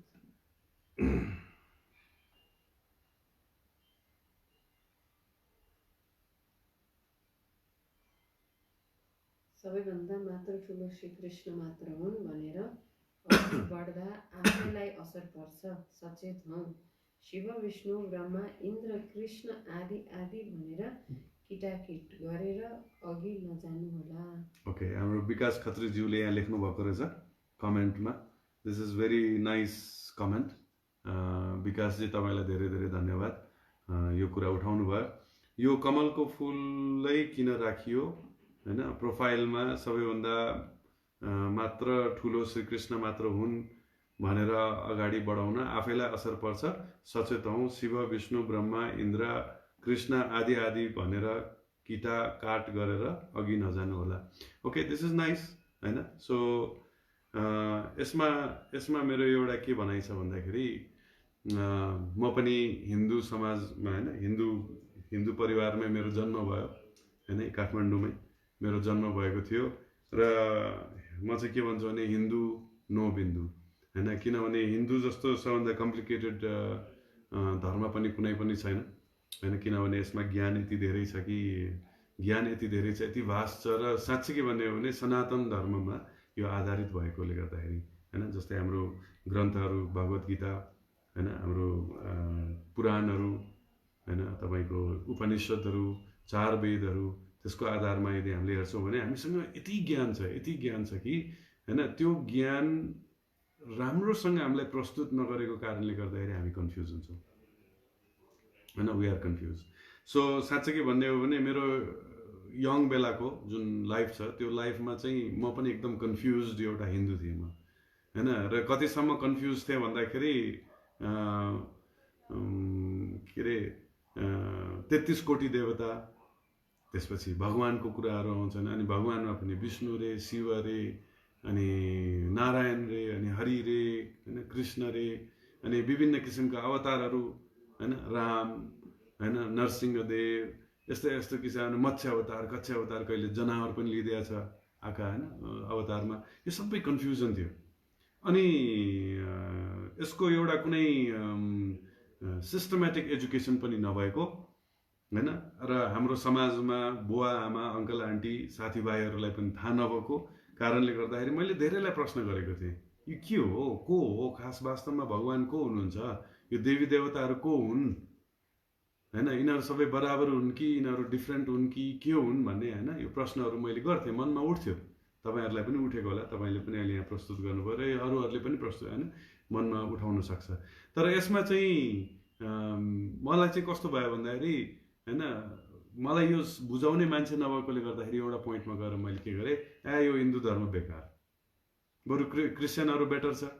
किन बेटर छ भन्दाखेरि उनीहरूको एउटै भगवान् जेहोवा होइन, अथवा अल्लाह बरु ठिक छ, किन एउटै भगवान् होइन। हामीले जोक पनि बनाएँ होइन, मैले जोक सुन्ने गरेको छु समाजमा होइन, सबै धर्मका मान्छेहरू डुब्न आँटे रे होइन, क्रिस्चियनहरूले जिजसलाई बोलाए आए, के अरे मुस्लिमहरूले चाहिँ अल्लाहलाई बोलाए आए होइन, हिन्दूले चाहिँ प्रार्थना गरेर कोही पनि आएन अरे, किन भन्दाखेरि 33 कोटी देवी देवता रे, उसले हेर्दा ऊ जान्छ, उसले हेर्दा ऊ जान्छ भनेर चाहिँ आखिर कोही पनि गइन्छ भन्ने किसिमको जोकहरू पनि उठाए होइन, यस्तो किसिमको जोकहरू पनि सुन्नमा आइन्थ्यो होइन। सो यो सबै के हो त होइन, यो वास्तवमा के छ त यो होइन, रियालिटीमा के हो भन्ने कुरा। अनि मैले सानो रिसर्च गरेँ होइन, त्यसमा मैले शास्त्रहरू ग्रन्थहरू मैले 100% त पढिसकेको छैन हैन। तर त्यसमा अधिकांश विशेष विशेष ग्रन्थहरू पढ्दाखेरि त्यसबाट मैले के बुझेँ भन्दाखेरि भगवान एउटै हुनुहुन्छ हैन। अब भगवानको तपाईँले के नाम लिनुहुन्छ? कृष्ण नाम लिन चाहनुहुन्छ कि नारायण लिन चाहनुहुन्छ कि विष्णु लिन चाहनुहुन्छ के नाम लिनुहुन्छ?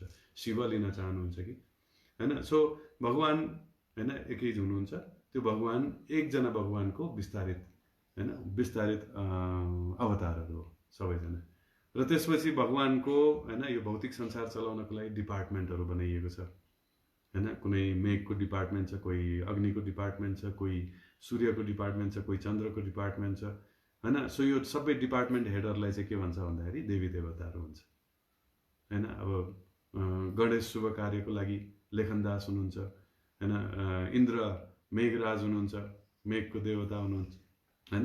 त्यसै वरुण, इन्द्र के सूर्यदेव हैन, वायुदेव हैन, विभिन्न किसिमको हैन तपाईँको समुद्र देवहरू हैन। त्यस्तै गरिकन लक्ष्मी, सरस्वती, पार्वती हैन, विभिन्न सबैजनालाई एउटा एउटा डिपार्टमेन्टहरू छुट्याइएको छ हैन। सो अब यो सबै चिजहरू बुझ्नुभयो भने यसमा हामी कुनै पनि किसिमको भेदभावहरू हामी देख्दैनौँ र सबैजनाको हामीले वास्तविकता हामीले बुझ्न सक्छौँ हैन। को के हुन्, को देवता हुन्, को भगवान हुन् भन्ने कुरो। तर जुन हजुरले जुन ल्याउनु भएको जुन प्रसङ्ग छ हैन, किटेर कसैलाई भगवान भन्नु या नभन्नु हैन, किटेर अथवा काट गरेर हैन यो भन्नु नभन्नु भनेको चिज यो कहिले किट काट कहिले हुन्छ भन्दाखेरि जब हाम्रो अहङ्कार बोल्छ हैन। जब म भन्छु कि म कृष्ण भगवान हुनुहुन्छ, किन म मान्छु, त्यही भएर किन म महान व्यक्ति हुँ, त्यही भएर मैले मानेको भगवान नै सबभन्दा ठुलो हुनुपर्छ, एउटै मात्र भगवान हुनुपर्छ, बाँकी सबै बेकार हैन। यो भावनाबाट हामी गर्छौँ। या कसैले म शिवको भक्त छु हैन, मैले शिव मानेकोले शिव ठुलो भन्ने जुन भावनाबाट हैन। किन भगवान त अहङ्कारी हुनुहुन्न, अहङ्कारी त हामी जीवहरू छौँ हैन। एकले अर्कालाई काट्ने हैन, यो महान अर्को सबै तुच्छ भनेर भन्ने त यो त अहङ्कारीहरूको मात्रै काम हो। सो अहङ्कारी हामी जस्तो जीवहरू हौँ हैन। र हामीहरू जस्तो जीवले अज्ञानको कारणले अथवा अल्प ज्ञानको कारणले हैन, थोरै ज्ञानको कारणले गर्दाखेरि यो भगवानलाई पनि हाम्रो अहङ्कारसँग मिक्स गरेर जब हामी प्रस्तुत गर्छौँ त्यसपछि यो किटकाटहरू हुन्छ। तर हजुरले यदि ग्रन्थहरू हैन शास्त्रहरू राम्ररी पढ्नुहुन्छ, वेदमा तपाईँहरू हैन वेद पढ्नुहोस्, अथर्ववेद, यजुर्वेद, ऋग्वेद, सामवेद पढ्नुहुन्छ हैन, त्यसको निचोड हेर्नुहुन्छ हैन। त्यस्तै गरिकन भागवत गीता, श्रीमद् भागवतम, उपनिषदहरू हैन, ब्रह्म संहिता ब्रह्माजीले लेख्नुभएको, शिवपुराण तपाईँहरूले पढ्नुहुन्छ भने हैन त्यसबाट तपाईँले बुझ्न सक्नुहुन्छ कि ईश्वर परम कृष्ण सच्चिदानन्द विग्रह हैन। अब हुन त अधिकांश ग्रन्थहरू त व्यासदेवजीले नै रचना गर्नुभएको छ हैन। त्यसबाट पनि हामीले थाहा पाउन सकिन्छ जब जब भगवान श्री कृष्ण बोल्नुहुन्छ हैन, भगवत गीतामा उहाँले श्री भगवान उवाच लेख्नुभएको छ हैन। त श्रीमद् भागवतममा पनि एउटा ठाउँमा जब शिव बोल्नुहुन्छ त्यहाँ पनि उहाँले श्री भगवान उवाच लेख्नुभएको छ। तर कतिपय ठाउँमा उहाँले शिव उवाच पनि लेख्नुभएको छ, किनभने शिवले जुन तमोगुण धारण गरेर उहाँ प्रलयको लागि आउनुहुन्छ हैन, जब त एनिलिएसनको लागि आउनुहुन्छ त्यो बेलामा उहाँले हैन यो सांसारिक उसमा एक्टिभिटी गर्नुहुन्छ। तर जुन सदाशिव छ, सदाशिव चाहिँ फेरि हैन भगवान तत्त्वमा बस्नुहुन्छ हैन। सो यस्तो किसिमले चाहिँ हैन यो वेद शास्त्रहरूलाई आधार राखेर हेर्ने हो भने किटकाट केही पनि छैन हैन। सो मैले अहिले जति पनि यहाँ ज्ञानहरू बोलिरहेका छौँ, हुनसक्छ मैले कतै स्पेकुलेट गरेको हुनसक्छ, तर जहाँसम्म मैले ख्याल राखेर मैले बोलेको छु हैन त्यसमा चाहिँ भनौँ न सबै भगवानले दिनुभएको ज्ञान छ यसमा हैन। सो जबसम्म हामीले भगवानले दिनुभएको ज्ञान बारेमा त्यसलाई प्रस्तुत गर्छौँ त्यसमा किटकाट हुँदैन हैन, किन त्यसमा वास्तविकता झल्किन्छ। तर जब हाम्रो अहङ्कारलाई हैन साथमा लिएर जब हामी भगवानलाई नै किन हामी प्रस्तुत नगरौँ त्यसमा किटकाट हुन थाल्छ हैन। त्यही भएर एकदम हजुरले एकदम महत्त्वपूर्ण चिज यहाँ औल्याउनु भएको छ। जहाँसम्म लाग्छ मैले हजुरलाई स्पष्ट गराएँ होला जस्तो लाग्छ। यदि हजुरलाई चित्त बुझ्दैन भने डेफिनेटली आउनुहोस्, कुराकानी गरौँ, डिस्कस गरौँ हैन बसेर, त्यसबाट केही न केही हुनसक्छ।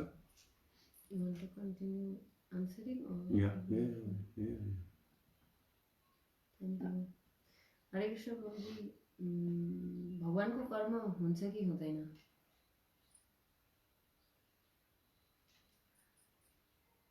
भगवानको कर्म हुन्छ कि हुँदैन? हैन भगवानको कर्म हुन्छ कि हुँदैन भगवानको कर्म हुँदैन भगवानको लीला हुन्छ हैन कर्म जीवको हुन्छ हैन जस्तै भगवत गीताले पनि 5 वटा सब्जेक्ट म्याटरलाई कभर गर्छ के हैन ईश्वर जीव प्रकृति काल कर्म हैन यो 5 वटा सब्जेक्ट म्याटरमा अगाडिको 4 वटा हैन अगाडिको 4 वटा जुन छ यो भगवानसँग डाइरेक्ट रिलेटेड छ ईश्वर जीव हैन प्रकृति काल यो चारैवटा भगवानको अधीनमा छ तर एउटा मात्रै चीज यस्तो एउटा चीज छ जुन चाहिँ कर्म हो जुन भगवानसँग कुनै लेनादेना छैन हैन सो जुन कर्मको चाहिँ कोसँग सम्बन्ध छ भन्दाखेरि जीवसँग सम्बन्ध छ भगवानसँग भगवानले नियम बनाइदिनु भएको छ हैन कानुन बनाइदिन्छ हैन मनु संहिता हैन तपाईको ब्रह्म संहिता यस्तो किसिमले चाहिँ भगवानले नियमहरू बनाइदिनु भएको छ उपनिषदहरू नियमहरू बनाइदिनु भएको छ त्यो नियमको आधारमा हामीले जे पनि एक्ट गर्छौं त्यसको रियाक्सनहरू आउँछ तर भगवान स्वयंले गर्ने कार्यहरुकोलाई चाहिँ हैन कर्म भनिँदैन के भन्छ लीला भन्छ हैन त्यसमा कुनै पनि कन्सिक्वेन्सेसहरु हुँदैन भगवानको लीलाहरुमा कुनै पनि कन्सिक्वेन्सेस हुँदैन एउटै मात्र चीज हुन्छ के हुन्छ आनन्द हुन्छ केवल आनन्द खण्ड न आनन्द मात्रै हुन्छ okay so there's another question Sukriti Mataji ko okay Sukriti Mataji ko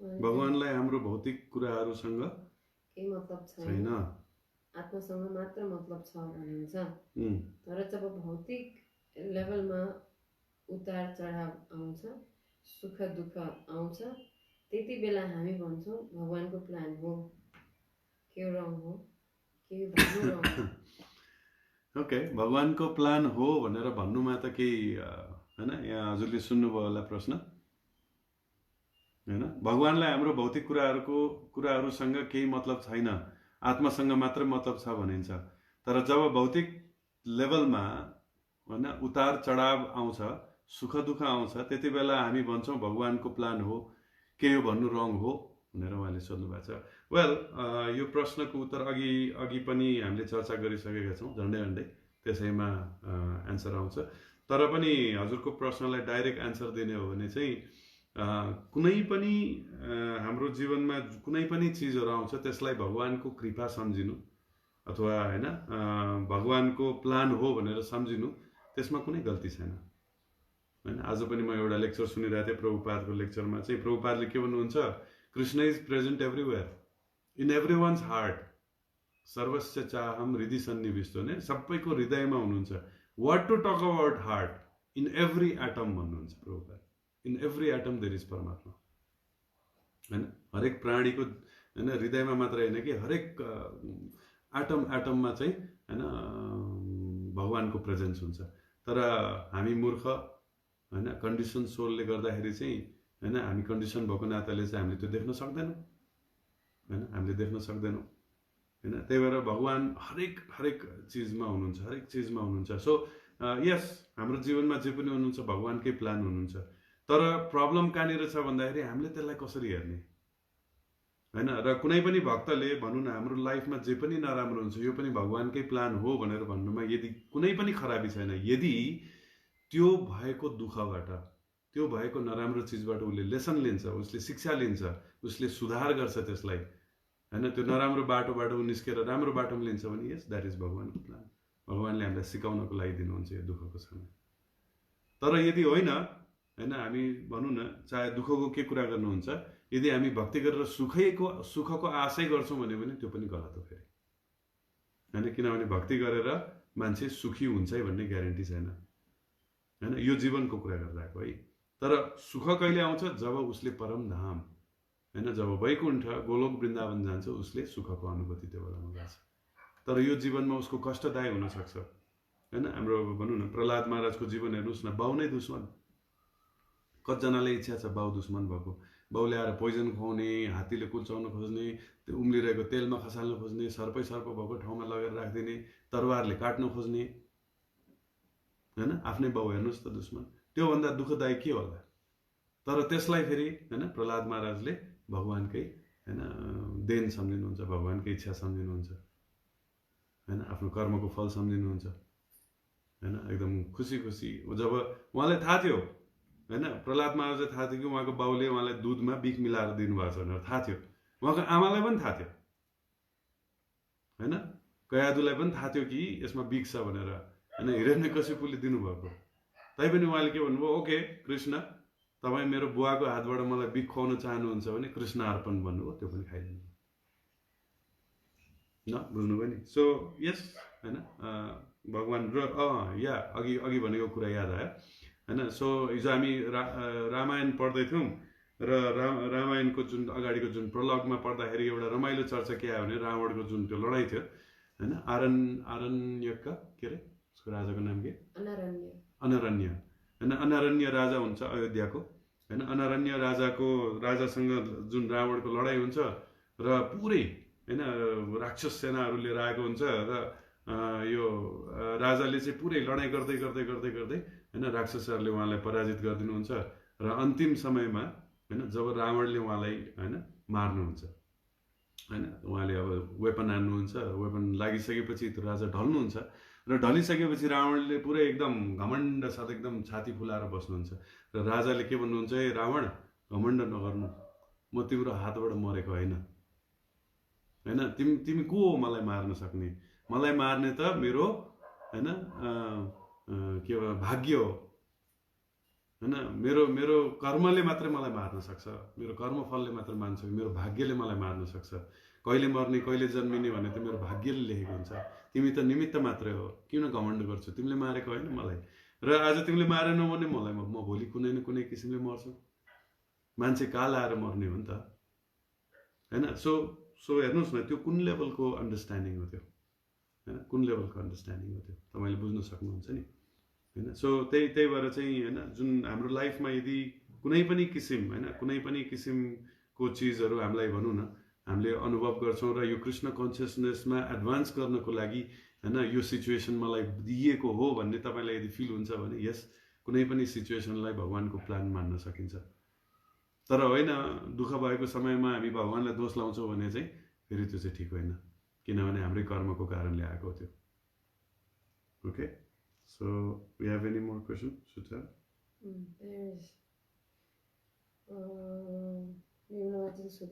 प्रभुजी हामी कसरी फिल गर्ने कि वैकुण्ठ लोकमा चाहिँ दुःख नै हुँदैन भनेर कसरी फिल गर्ने कि वैकुण्ठमा दुःख हुँदैन भनेर फिल गर्न सकिँदैन ज्ञान लिने होइन किताब पढ्ने आचार्यहरूमा विश्वास गर्ने श्रद्धा जगाउने श्रद्धालाई बढाउने होइन त्यसपछि हामीले फिल गर्न सक्दैनौँ किन फिल गर्नको लागि त वैकुण्ठमा जानु पर्यो वैकुण्ठको चेतनाको लेभलमा पुग्नु पर्यो होइन त्यही भएर हामीले फिल गर्न चाहिँ सकिँदैन होइन फिल गर्ने भनेपछि माइन्डको लेभलमा आउँछ होइन माइन्डबाट फिल गर्न सकिँदैन तर जति पनि शुद्ध भक्तहरू छन् पास्टमा आचार्यहरू छन् जस्तै शिल प्रभुपाद भक्तिसिद्धान्त ठाकुर 6 गोस्वामीजहरू जति पनि छन् उहाँहरूको जीवनी हेरेर होइन उहाँहरूले फिल गर्न सक्नुहुन्छ होइन हामीले सक्दैनौँ होइन हामीले यो संसारको सुख त राम्ररी फिल गर्न सकेका छैनौँ वैकुण्ठको के कुरा गर्नुहुन्छ होइन सो त्यही भएर हामीले चाहिँ अरू आचार्यहरूलाई हेरेर पास्टमा आचार्यहरूलाई हेरेर ग्रन्थमा हेरेर होइन भगवत गीता पढ्नुभयो भने त्यहाँ हेर्नुहोस् न होइन एउटा श्लोक छ नि जसमा भनिन्छ त्यहाँ सूर्य पनि छैन चन्द्र पनि छैन बिजुली पनि छैन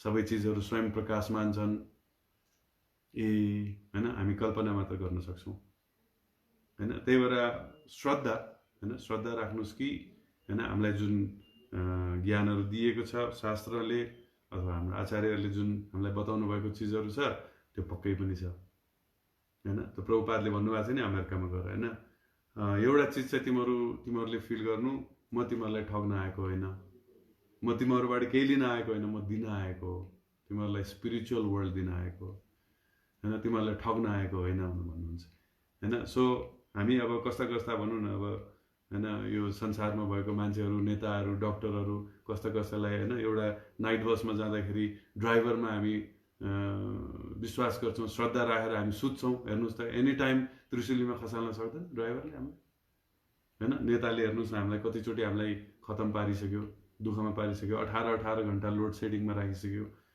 होइन बुझ्नुभयो नि त्यस्तो नेतालाई त हामी विश्वास गर्छौँ अझै पनि अगाडि आयो भने कोही प्रधानमन्त्री अगाडि आयो भने सलाम गर्छौँ हामीहरू हात मल्छौँ होइन आफ्नो केही काम निकालिहालौँ भनेर हैन तर हेर्नुस् न त्यस्तो हामीसँग केही लिन पनि नआएको हामीबाट केही फाइदा लिन नचाहेको जुन शिल प्रभुपाद हुनुहुन्छ आचार्यहरू हुनुहुन्छ उहाँहरूले भनेको चिजमा हामी विश्वास नगर्ने त हैन त्यही भएर हाम्रो श्रद्धा राख्नुपर्छ हैन अनुभव गर्न नखोज्नुस् हैन कुनै दिन तपाईँ शुद्ध हुनुहुन्छ त्यो बेलामा स्वयमेव स्फुरत्यता हैन अथवा के अरे ज्ञान दीपेन भास्वता भनेर भन्नुभएको छ भगवान्ले त्यो स्वयं तपाईँको हृदयमा त्यो अनुभूति तपाईँलाई भगवान्ले स्वयं दिनुहुन्छ त्यो दिनको लागि कुर्नुस् शुद्ध हुन को लागि कुर्नुस् त्यतिन्जेल भक्तहरूको सेवा गर्नुस् हैन सेवा गर्नुस् भक्तिमय सेवा गर्नुस् हरे कृष्ण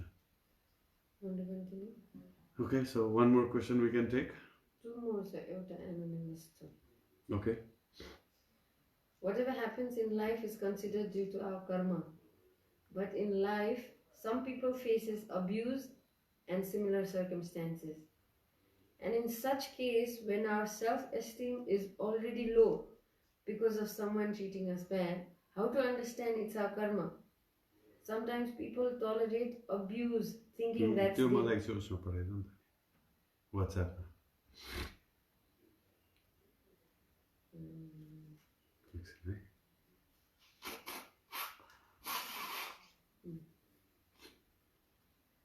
ओहो यो त लामो क्वेसन रहेछ whatever एकछिन म इङ्ग्लिसमा पढ्छु त्यसपछि फेरि म नेपालीमा उल्टा गर्छु ल Whatever happens in life is considered due to our own karma. But in life, some people faces abuse in similar circumstances. And in such case, when our self-esteem is already low because of someone treating us so bad, how to understand it's our own karma? As sometimes people tolerate abuse thinking that it's their karma, which is wrong. In one sense, how to understand this? Okay.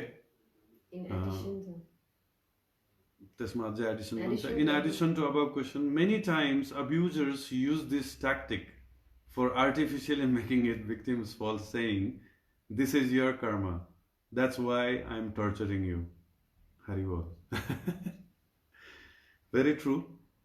हैन किनभने यो कलियुग हो हैन अब यसमा प्रश्न चाहिँ म नेपालीमा एकचोटि दोहोऱ्याउँछु है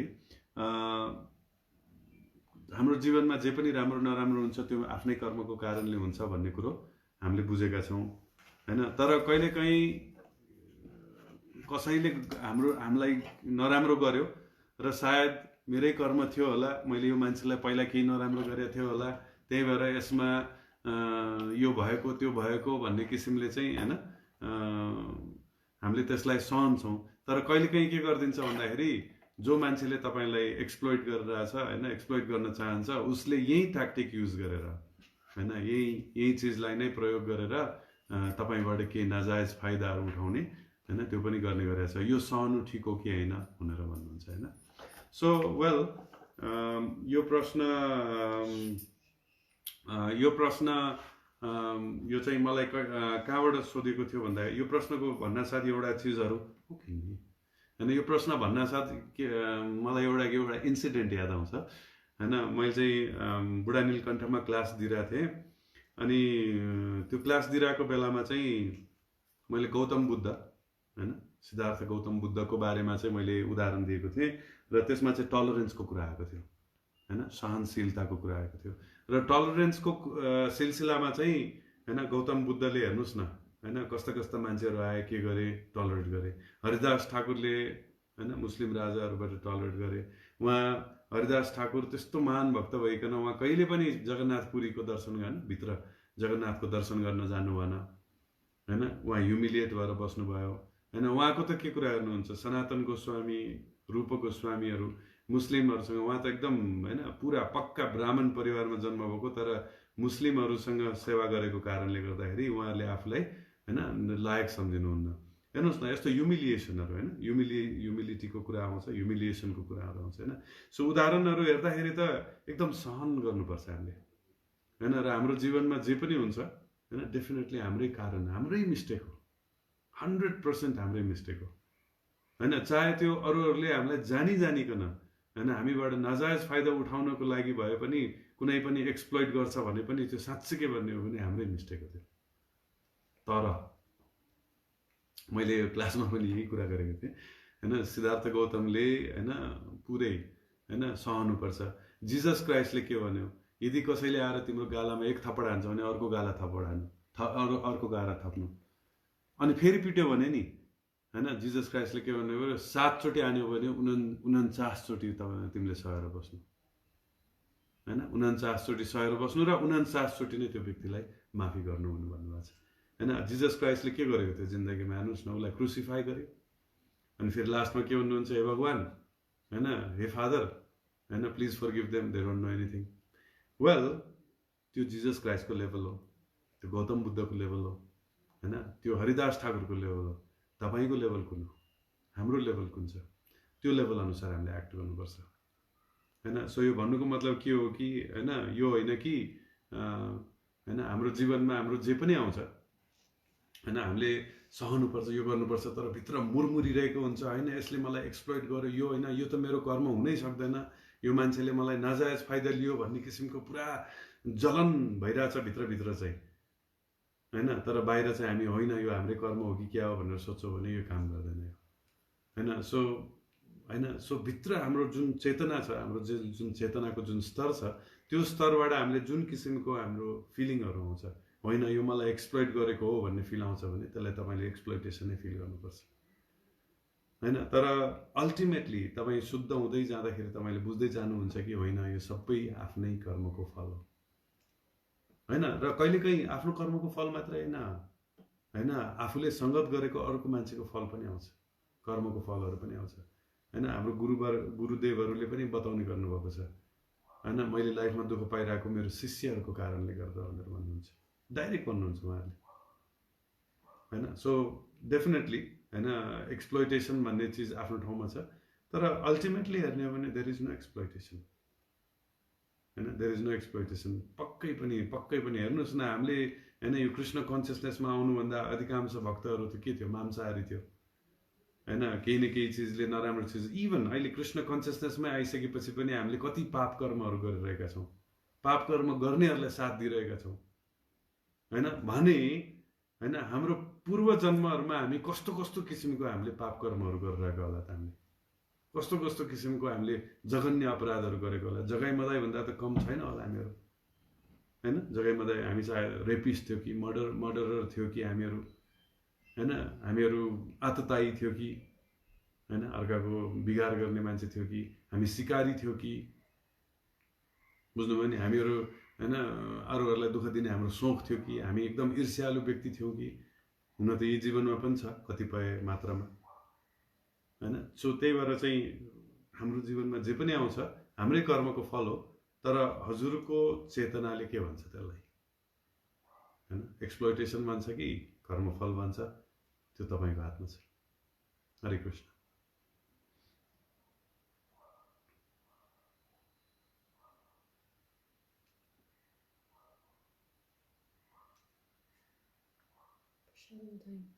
ओके, सो एउटा अन्तिम प्रश्न हामी लिन्छौँ र बाँकी प्रश्नहरू चाहिँ भोलि यही समयमा हामी आउँदाखेरि I try to answer that time होइन। अहिले हामी लकडाउन भएकोले गर्दाखेरि हामी ढुक्क छौँ, कहीँ जानु छैन, केही गर्नु छैन, त्यही भएर तपाईँहरूको प्रश्नको म उत्तर दिनेछु होइन। सायद मलाई जहाँसम्म लाग्छ म भगवान्लाई प्रार्थना गरिरहेको छु कि मैले जे पनि बोलिरहेको छु हजुरहरूलाई चित्त बुझोस् या हजुरहरूलाई त्यसले एनलाइटन गरोस् भन्ने मेरो कामना छ, मेरो प्रार्थना छ।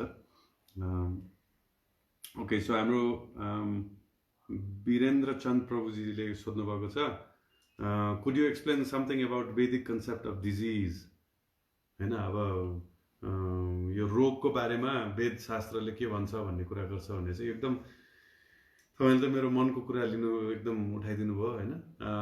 म चाहिँ अहिले यो कोरोना भाइरसको केसमा चाहिँ अलिकति निराश नै थिएँ, किन भन्दाखेरि संसारको अधिकांश व्यक्तिहरू चाहिँ यो भाइरसको बारेमा कुरा गरिरहेछ होइन। भाइरस छ, हात धुनुपर्छ, यो गर्नुपर्छ, उ गर्नुपर्छ होइन। कसैलाई फोन गऱ्यो भने त्यो सुन्दा वाक्क भइसक्यो म त होइन। साबुनले मिची हात धुनुहोस्, हाछ्यौँ गर्दाखेरि, खोक्दाखेरि किन होइन, कुइनाले छोप्नुहोस्, यस्तो दिक्क भइसक्यो। ओके होइन, we are talking about prevention, we are talking about the disease होइन। यतिजना मान्छे मऱ्यो यो देशमा, यस्तो भयो, यो भयो, यो राजनीति होला, यो के होला, यो ऊ होला, यो होला, तर हामी मध्ये अधिकांश व्यक्तिहरूले यो चाहिँ चर्चा गरेको छैनौँ कि हाम्रो शरीरमा इम्युन सिस्टम हैन रोग विरुद्ध लड्न सक्ने शक्ति छ भन्ने कुरो हैन यसको बारेमा चाहिँ धेरैले चर्चा गरेको मैले पाएन हैन अब यो जब जब भाइरसको कुरा आउँछ नि हैन कुनै पनि भाइरसको कुरा गर्नुहुन्छ चाहे तपाईँ फ्लूको भाइरस होस् चाहे त्यो निमोनिया इन्फ्लुएन्जा हैन यो कोरोना भाइरस एचआइभी हैन ह्युमन इम्युन भाइरस हैन यिनीहरूको सबैको कुरा गर्नुहुन्छ नि हैन भाइरस भन्दा साथ भाइरसको औषधि छैन हैन भाइरसको औषधि नै छैन हैन किन भन्दाखेरि भाइरससँग लड्नको लागि कुनै अहिलेसम्म मोडर्न औषधि पनि छैन र इभन आयुर्वेदमा पनि त्यसको कुनै हैन औषधि छैन आयुर्वेद होमियोप्याथीमा पनि मलाई जहाँसम्म लाग्छ यसको औषधि छैन भाइरससँग लड्ने ब्याक्टेरियाको चाहिँ छ हैन एन्टिब्याक्टेरियल औषधिहरू हैन एन्टिफङ्गलहरू छ हैन तर भाइरसको अहिलेसम्म छैन तर चाहे फङ्गल होस् चाहे ब्याक्टेरियल होस् चाहे भाइरल होस् हैन जुन भाइरसबाट लाग्ने रोगहरू नै किन नहोस् यो सबैसँग लड्न सक्ने शक्ति हाम्रो शरीरमा आफै छ हैन त्यसलाई इङ्ग्लिसमा हामीले के भन्छ इम्युन सिस्टम भन्छ हैन रोग विरुद्ध लड्न सक्ने शक्ति हैन इम्युन सिस्टम र त्यसमा मोडर्न साइन्सले पनि निकै धेरै खोजहरू गरिसकेको छ हैन यसमा मैले बताउनु भन्दा पनि हजुर एकचोटि गएर इन्टरनेटमा गुगलमा गएर चेक गर्नुस् हैन immune system how it works भनेर एकचोटि हेर्नुस् त्यसमा ओहो राम्रो राम्रो एनिमेसन बनाएर एकदम चट्ट लाएर एकदम व्याख्या गरेर डिटेलमा तपाईँले देखाउनुहुन्छ र यो इम्युन सिस्टम भनेको हाम्रो सेलको लेभलमा कोषको लेभलमा गएर काम गर्छ यसले हैन सेलको लेभलमा गएर काम गर्छ र यसबाट पनि म चाहिँ अलिकति अचम्म परेको थिएँ कि बाप रे बाप हाम्रो कोष भन्ने चिज एकदम सिम्पल अर्गानिजम हो भन्ने कुरो डार्विनले भनेको थियो नि तर यहाँबाट पत्ता लाग्छ कि होइन होइन होइन होइन कोष भन्ने चिज पनि एकदम कम्प्लिकेटेड अर्गानिजम हो र कोषमा पुरा सिस्टम छ सेक्युरिटी सिस्टम त्यसमा पनि हैन कनेक्सन बन्डिङ यो सबै चिजहरू आउँछ त्यसमा रिलेसनसिप हैन त्यसमा पनि के भन्छ लोयल्टीको कुरा आउँछ हैन यो सबै चिजहरू आउँछ हैन र हाम्रो शरीरमा कुनै पनि रोग लाग्न साथ भनेको रोग लाग्ने भनेको चाहे त्यो फङ्गसको कारणले होस् चाहे ब्याक्टेरियाको कारणले होस् चाहे भाइरसको कारणले होस् हैन कुनै अथवा फोहोर चिजहरू फिजिकल हैन ड्यामेजहरू होस् हैन हात काट्ने हात भाँचिने होस् न त्यो ठाउँमा हाम्रो शरीरको बचावको लागि हैन इम्युन सिस्टम काम गर्छ र इम्युन सिस्टममा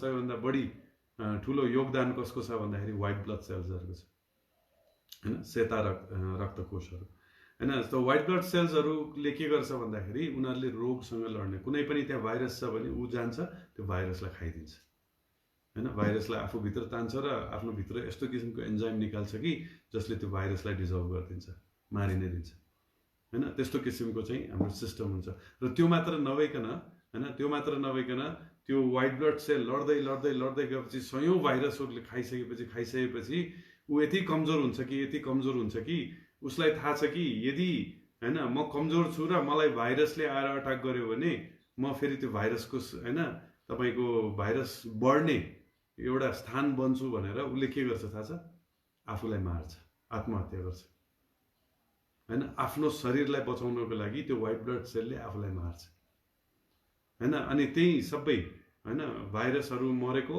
र हाम्रो व्हाइट ब्लड सेलहरू मरेको जुन सबै चीजहरू छ त्यो हाम्रो सिंगानको रूपमा पीपको रूपमा देखा पर्छ हैन सो हरेक व्यक्तिको सिंगान खकार हैन यो पीपहरू कतिको आउँछ आइराख्छ कि आइराख्दैन हैन अधिकांश व्यक्तिहरूको त दैनिक रूपमै आउँछ भनेको मतलब शरीरमा हर बखत लडाई भइरहेको छ हैन हर बखत हैन र कतिवटा भाइरस छ कोरोना भाइरस मात्र छ कि अरु पनि विभिन्न किसिमको भाइरसहरू कति छ हैन अनगिन्ती दशौं करोड हैन संख्यामा चाहिँ भाइरसहरू छ ब्याक्टेरियाहरू छ फंगसहरू छ एन्टिबडीहरू छ हैन मतलब विभिन्न किसिमको चीजहरू हाम्रो शरीरमा संक्रमण गरिरहेको छ हैन ट्रिलियन्स एन्ड ट्रिलियन्स अफ हैन सेल्सहरू हैन हाम्रो शरीरमा चाहिँ काम गरिरहेको छ र दैनिक के एउटा मोमेन्टमा हेर्ने हो भने यहाँ सयौं कोषहरू जेनेरेट भइरहेछन् र सयौं कोषहरू चाहिँ मरि पनि रहेका छन् हैन हाम्रो शरीरलाई स्वस्थ पार्नको लागि हैन सो हैन वैदिक कन्सेप्टमा यो सबै चीजहरूलाई बुझेर हैन वैदिक कन्सेप्टमा यो सबै चीजहरूलाई बुझेर हैन तपाईको आयुर्वेद हैन जुन वैदिक साइन्समा मेडिसिनको जिम्मा लिएको छ आयुर्वेद जसलाई धन्वन्तरीले दिनुभएको थियो हैन त्यसमा के भनेको छ भन्दाखेरि हैन रोग लाग्न नदिनु नै सबैभन्दा बुद्धिमानी हुन्छ हैन रोगी लागेर उपचार गर्नुभन्दा अगाडि निरोगी रहनुस् हैन निरोगी हैन जुन निरोगी भन्ने जुन शब्द छ त्यो प्रयोग गरिएको छ हैन र निरोगी हुनको लागि के गर्नुपर्छ हाम्रो आहार राम्रो हुनुपर्छ हैन हाम्रो रहन सहन सफा हुनुपर्छ हैन भित्र पनि बाहिर पनि हैन र मेन्टल लेभलमा हेर्नुस् है बाहिर हामीहरू दैनिक नुहाउँछौँ नयाँ सफा लुगा लगाउँछौँ पर्फ्युम छर्छौँ डेटलले हैन हात धुन्छौँ र हामी सोच्छौँ कि हामी सफा सुरक्षित छौँ भनेर तर मेन्टल लेभलमा हामी दूषित छौँ फोहोर छौँ हैन भन्दाखेरि हाम्रो शरीर जति सुकै सफा होस् तर मेन्टल लेभलमा हामी दूषित छौँ भने हामी झन् बढी हामी रोगी बन्छौँ हैन त्यही भएर हाम्रो मेन्टल लेभलमा पनि हैन अष्टाङ्ग योगामा आउँछ नि पहिलो 4वटा प्रोसेस शारीरिक लेभललाई शुद्ध गर्नको लागि अनि पछाडिको 4वटा प्रोसेस हैन पछाडिको 3टा प्रोसेस एउटा त रिजल्ट भइहाल्यो 3टा प्रोसेस चाहिँ हैन मेन्टल लेभलमा सटल लेभलमा चाहिँ हामीलाई शुद्ध गराउनको लागि हैन ध्यान गर्ने धारणा हैन यो सबै चीजहरु चाहिँ के हो भन्दाखेरि हैन माइन्डलाई चाहिँ शुद्ध गराउनको लागि हुन्छ सो भन्नुको मतलब के हो भन्दाखेरि वैदिक साइन्स वैदिक मेडिसिनले के भन्छ भन्दाखेरि रोगको बारेमा के भन्छ भन्दाखेरि रोग लाग्न नदिनु रोग लाग्न नदिनुको लागि के गर्नु पर्यो इम्युन सिस्टम बढाउनु पर्यो इम्युन सिस्टम कसरी बढ्छ भन्दाखेरि दुईटा चीज छ एउटा मेन्टल लेभलमा तपाई पीसफुल हुनु पर्यो हैन स्ट्रेस फ्री हुनु पर्यो पोजिटिभ थिंकिङ हुनु पर्यो तपाईको त्यो सबैभन्दा महत्त्वपूर्ण चीज हो इम्युन सिस्टम सबभन्दा हाईएस्ट बुस्ट हुने भनेकै हैन तपाईको मेन्टल लेभलमा तपाई स्ट्रङ हुनु मेन्टल लेभलमा पोजिटिभ हुनु इभन अहिलेको मोडर्न डाक्टरहरु पनि कति जनाले इन्टरभ्युमा मैले बोलेको मैले देखेछु हैन यो भाइरससँग लड्नको लागि सकारात्मक विचारको धेरै जरुरत छ दाजुलाई तर हेर्नुस् न अहिले बिजनेस के को भइराछ डरको भइराछ हैन सबैजना घरमा बस्नुस् यो गर्नुस् तपाईलाई लाग्छ ठीक छ हैन हामीले आफुलाई बचाउनु पर्छ बचावहरु हामीले गर्नुपर्छ हैन हाम्रो प्रिकसनहरु प्रिभेन्सनहरु हामीले गर्नुपर्छ तर यसको मतलब यो हैन कि प्रिभेन्सन लिएर फेरि कुनामा बसेर डराएर अबे बाप रे बाप कोरोना भाइरस भनेर डराएर बसेर हुँदैन किनभने कोरोना भाइरस अहिले मात्र आएको चीज हैन यो भाइरस कोरोना भाइरस यो एक्जिस्ट गरेको लाखौं वर्ष भइसक्यो मोडर्न साइन्सले पनि भने यसलाई पुष्टि गरेको छ कोरोना भाइरस मात्र हैन अनेकौं भाइरसहरु छन् लाखौं करोडौं भाइरसहरु छन् जसको नाम पनि थाहा छैन हामीलाई हैन र त्यो सबै भाइरसहरु हैन जताततै छ हावामा तर कोही व्यक्ति मर्छ कोही व्यक्ति मर्दैन किन जसको इम्युन सिस्टम स्ट्रङ छ उ मर्दैन जसको इम्युन सिस्टम कमजोर छ हैन उ मर्छ हैन त्यही भएर यो वैदिक साइन्सले चाहिँ के भन्छ भन्दाखेरि रोगको बारेमा निरोगी हुनको लागि तपाई इम्युन सिस्टम स्ट्रङ हुनु पर्यो इम्युन सिस्टम स्ट्रङ हुनको लागि नम्बर 1 तपाईको मेन्टल लेभलमा तपाई पीसफुल हुनु पर्यो जुन हाम्रो कम्प्लिटली नेग्लेक्टेड छ हैन यस्तो स्ट्रेसफुल लाइफ बाँचिरहेको छ हैन मान्छेहरुलाई हामी भन्छौं तपाई यस्तो स्ट्रेसफुल हुनुहुन्छ तपाई किन यस्तो लाइफ बाँचिरहेको आउनुस् आध्यात्मिक जीवन प्र्याक्टिस गर्नुस् तपाई पीसफुल हुन्छ भने टाइम छैन भन्छ किन शारीरिक लेभलमा काम गर्नु पर्यो पैसा हैन सुन कमाउनु पर्यो सुनको बिस्कुट खानु पर्यो हैन सो मेन्टल लेभलमा पीसफुल हुन एकदम जरुरी छ नम्बर 1 नम्बर 2 के छ आहार न्यूट्रिसन हैन तपाईको शरीरमा न्यूट्रिशियस चीजहरु खानको लागि एकदम हैन जरुरी छ हैन त्यही भएर वैदिक साइन्सले के भन्छ आयुर्वेदले के भन्छ भन्दाखेरि फूड इज मेडिसिन भनेर भन्छ हैन हाम्रो शरीरको कन्स्टिट्युसन छ पित्त वात कफ सत्वगुण रजोगुण तमोगुण हैन यो विभिन्न किसिमले चाहिँ हाम्रो शरीरको हैन कन्स्टिट्युसनहरु विभिन्न किसिममा बनाइएको छ र त्यो कन्स्टिट्युसन अनुसार हामीले आहार लियौ भने हैन त्यसलाई चाहिँ हैन त्यसबाट हामी बच्न सक्छौं हैन जस्तै उदाहरणको लागि हैन हाम्रो सिजनहरु पनि पित्त वात कफ छ हैन हाम्रो दिनको टाइम पनि पित्त वात कफ हुन्छ हाम्रो शारीरिक बनोट पित्त वात कफको हुन्छ हाम्रो मेन्टालिटी पित्त वात कफ हुन्छ हैन जस्तै यो अहिलेको जुन यो जाडो महिना हैन जाडो महिना छ चिसो हैन र जाडो महिनाबाट यो जुन अहिले वसन्त ऋतु आउने टाइम छ यो टाइमसम्म यो समय के हो वातको समय हो र वातको समयमा मान्छेहरु के हुन्छ धेरै चिसो हुन्छ हैन र त्यो वातबाट बच्नको लागि हामीले के गर्नुपर्छ हाम्रो शरीरलाई तातो गर्नुपर्छ गर्मी गर्नुपर्छ हैन र यो गर्मी गर्नको लागि यो शरीरसँग लायक चीजहरु खानेकुराहरु हामीलाई भगवानले प्रकृतिले हामीलाई दिएको छ त्यही भएर हामीले के गर्नुपर्छ, सिजनमा जे फल्छ त्यही खानुपर्छ। तर हामीहरू यस्तो लोभी भइसक्यो कि खाना हाम्रो औषधि होइन, खाना हाम्रो यो जिब्रोलाई आनन्द दिने चिज हो। अनि जिब्रोलाई जे मिठो लाग्छ त्यो खान्छौँ। अनि अफ सिजनको चिजहरू पनि बनाउने प्रकृतिहरू होइन, हामीले उन्नत खेती, एकदम जेनेटिकली मोडिफाइड, हाम्रो टेक्नोलोजी एकदम एडभान्स गरिरहेको छौँ। काउली अब 12 महिना खान पाउने भयौँ होइन, गोलभेडा 12 महिना खान पाउने भयौँ होइन। यस्तो किसिमको चिजहरूबाट हामी एकदम हामीले आफूलाई एकदम उन्नति गऱ्यौँ भनेर हामी सोचिरहेका छौँ। तर होइन, हामी आफूलाई बिगारिरहेछौँ होइन। मोडर्न साइन्सले त यो जिब्रोको कम्फर्ट, जिब्रोको आनन्दको लागि मात्रै हेर्छ।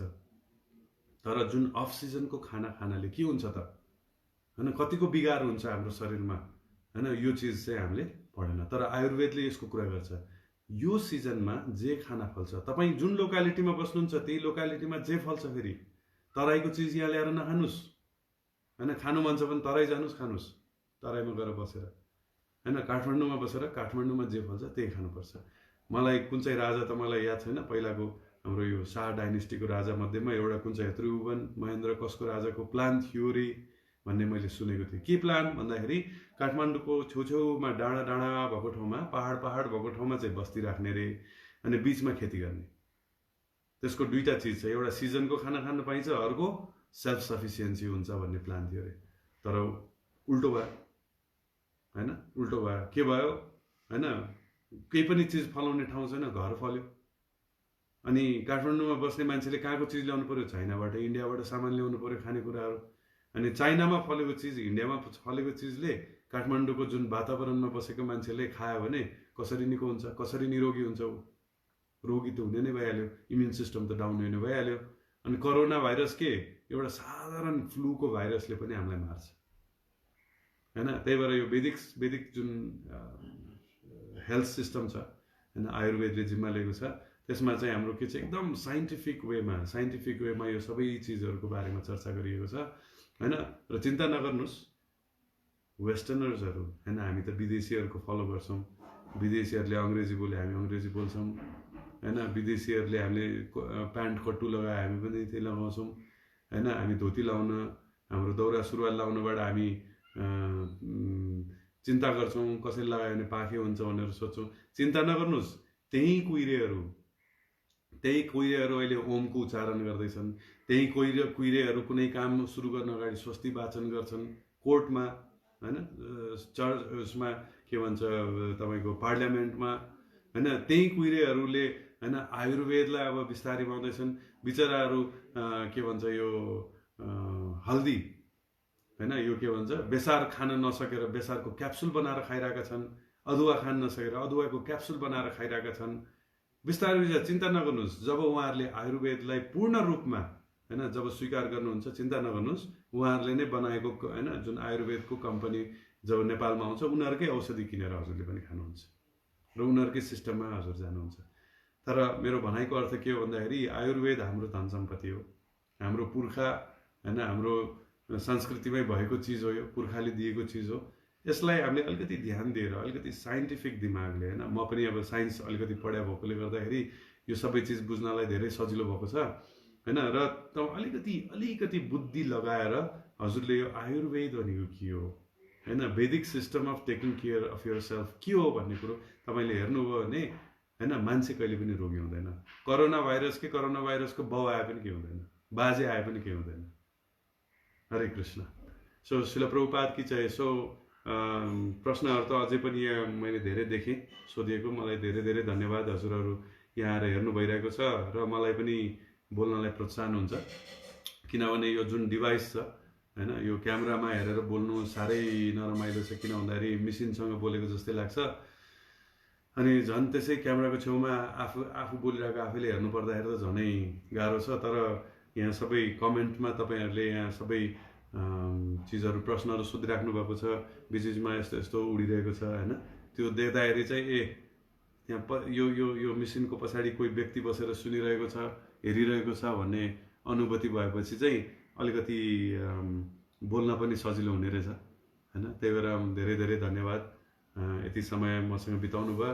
र डेफिनेटली यहाँ तपाईँहरूले सोध्नुभएको जुन प्रश्नहरू छ, कुनै पनि ग्याप नराखिकन म भोलि 3 बजे आउँछु यसरी नै अनलाइन आउँछु त्यो बेलामा चाहिँ हामी चर्चा गर्छौँ र त्यस्तै गरिकन होइन भगवत गीता अध्याय 9 च्याप्टर होइन 9 टेक्स्ट नम्बर 2 को जुन बाँकी पर्पट छ त्यो पनि हामी भोलि चर्चा गर्दै जान्छौँ र हजुरहरूसँग फुर्सद छ भने प्लिज होइन कृपा गरेर मलाई कृपा गरेर हजुरहरूले भागवत गीता पढिदिनुहोस् अहिले समय नै समय छ होइन के हाम्रो यो उसको दिल्लीको चिफ मिनिस्टर होइन के केजरीवाल होइन उसले पनि भनेको छ कि 18 दिन बाँकी छ लकडाउनको लागि र संयोगवश भगवत गीतामा पनि 18वटा अध्यायहरू छन् होइन कमसेकम परिवारसँग बसेर दिनको एउटा अध्याय पढ्यो भने भगवत गीता सकिन्छ र यो यस्तो महान ज्ञान होइन जुन हजारौँ वर्ष अगाडिदेखि आजको होइन 21औं शताब्दीसँग पनि काम लाग्ने ज्ञान चाहिँ हजुरले पढ्न पाउनुहुन्छ हजुरको परिवारको सदस्यहरूले पढ्न पाउनुहुन्छ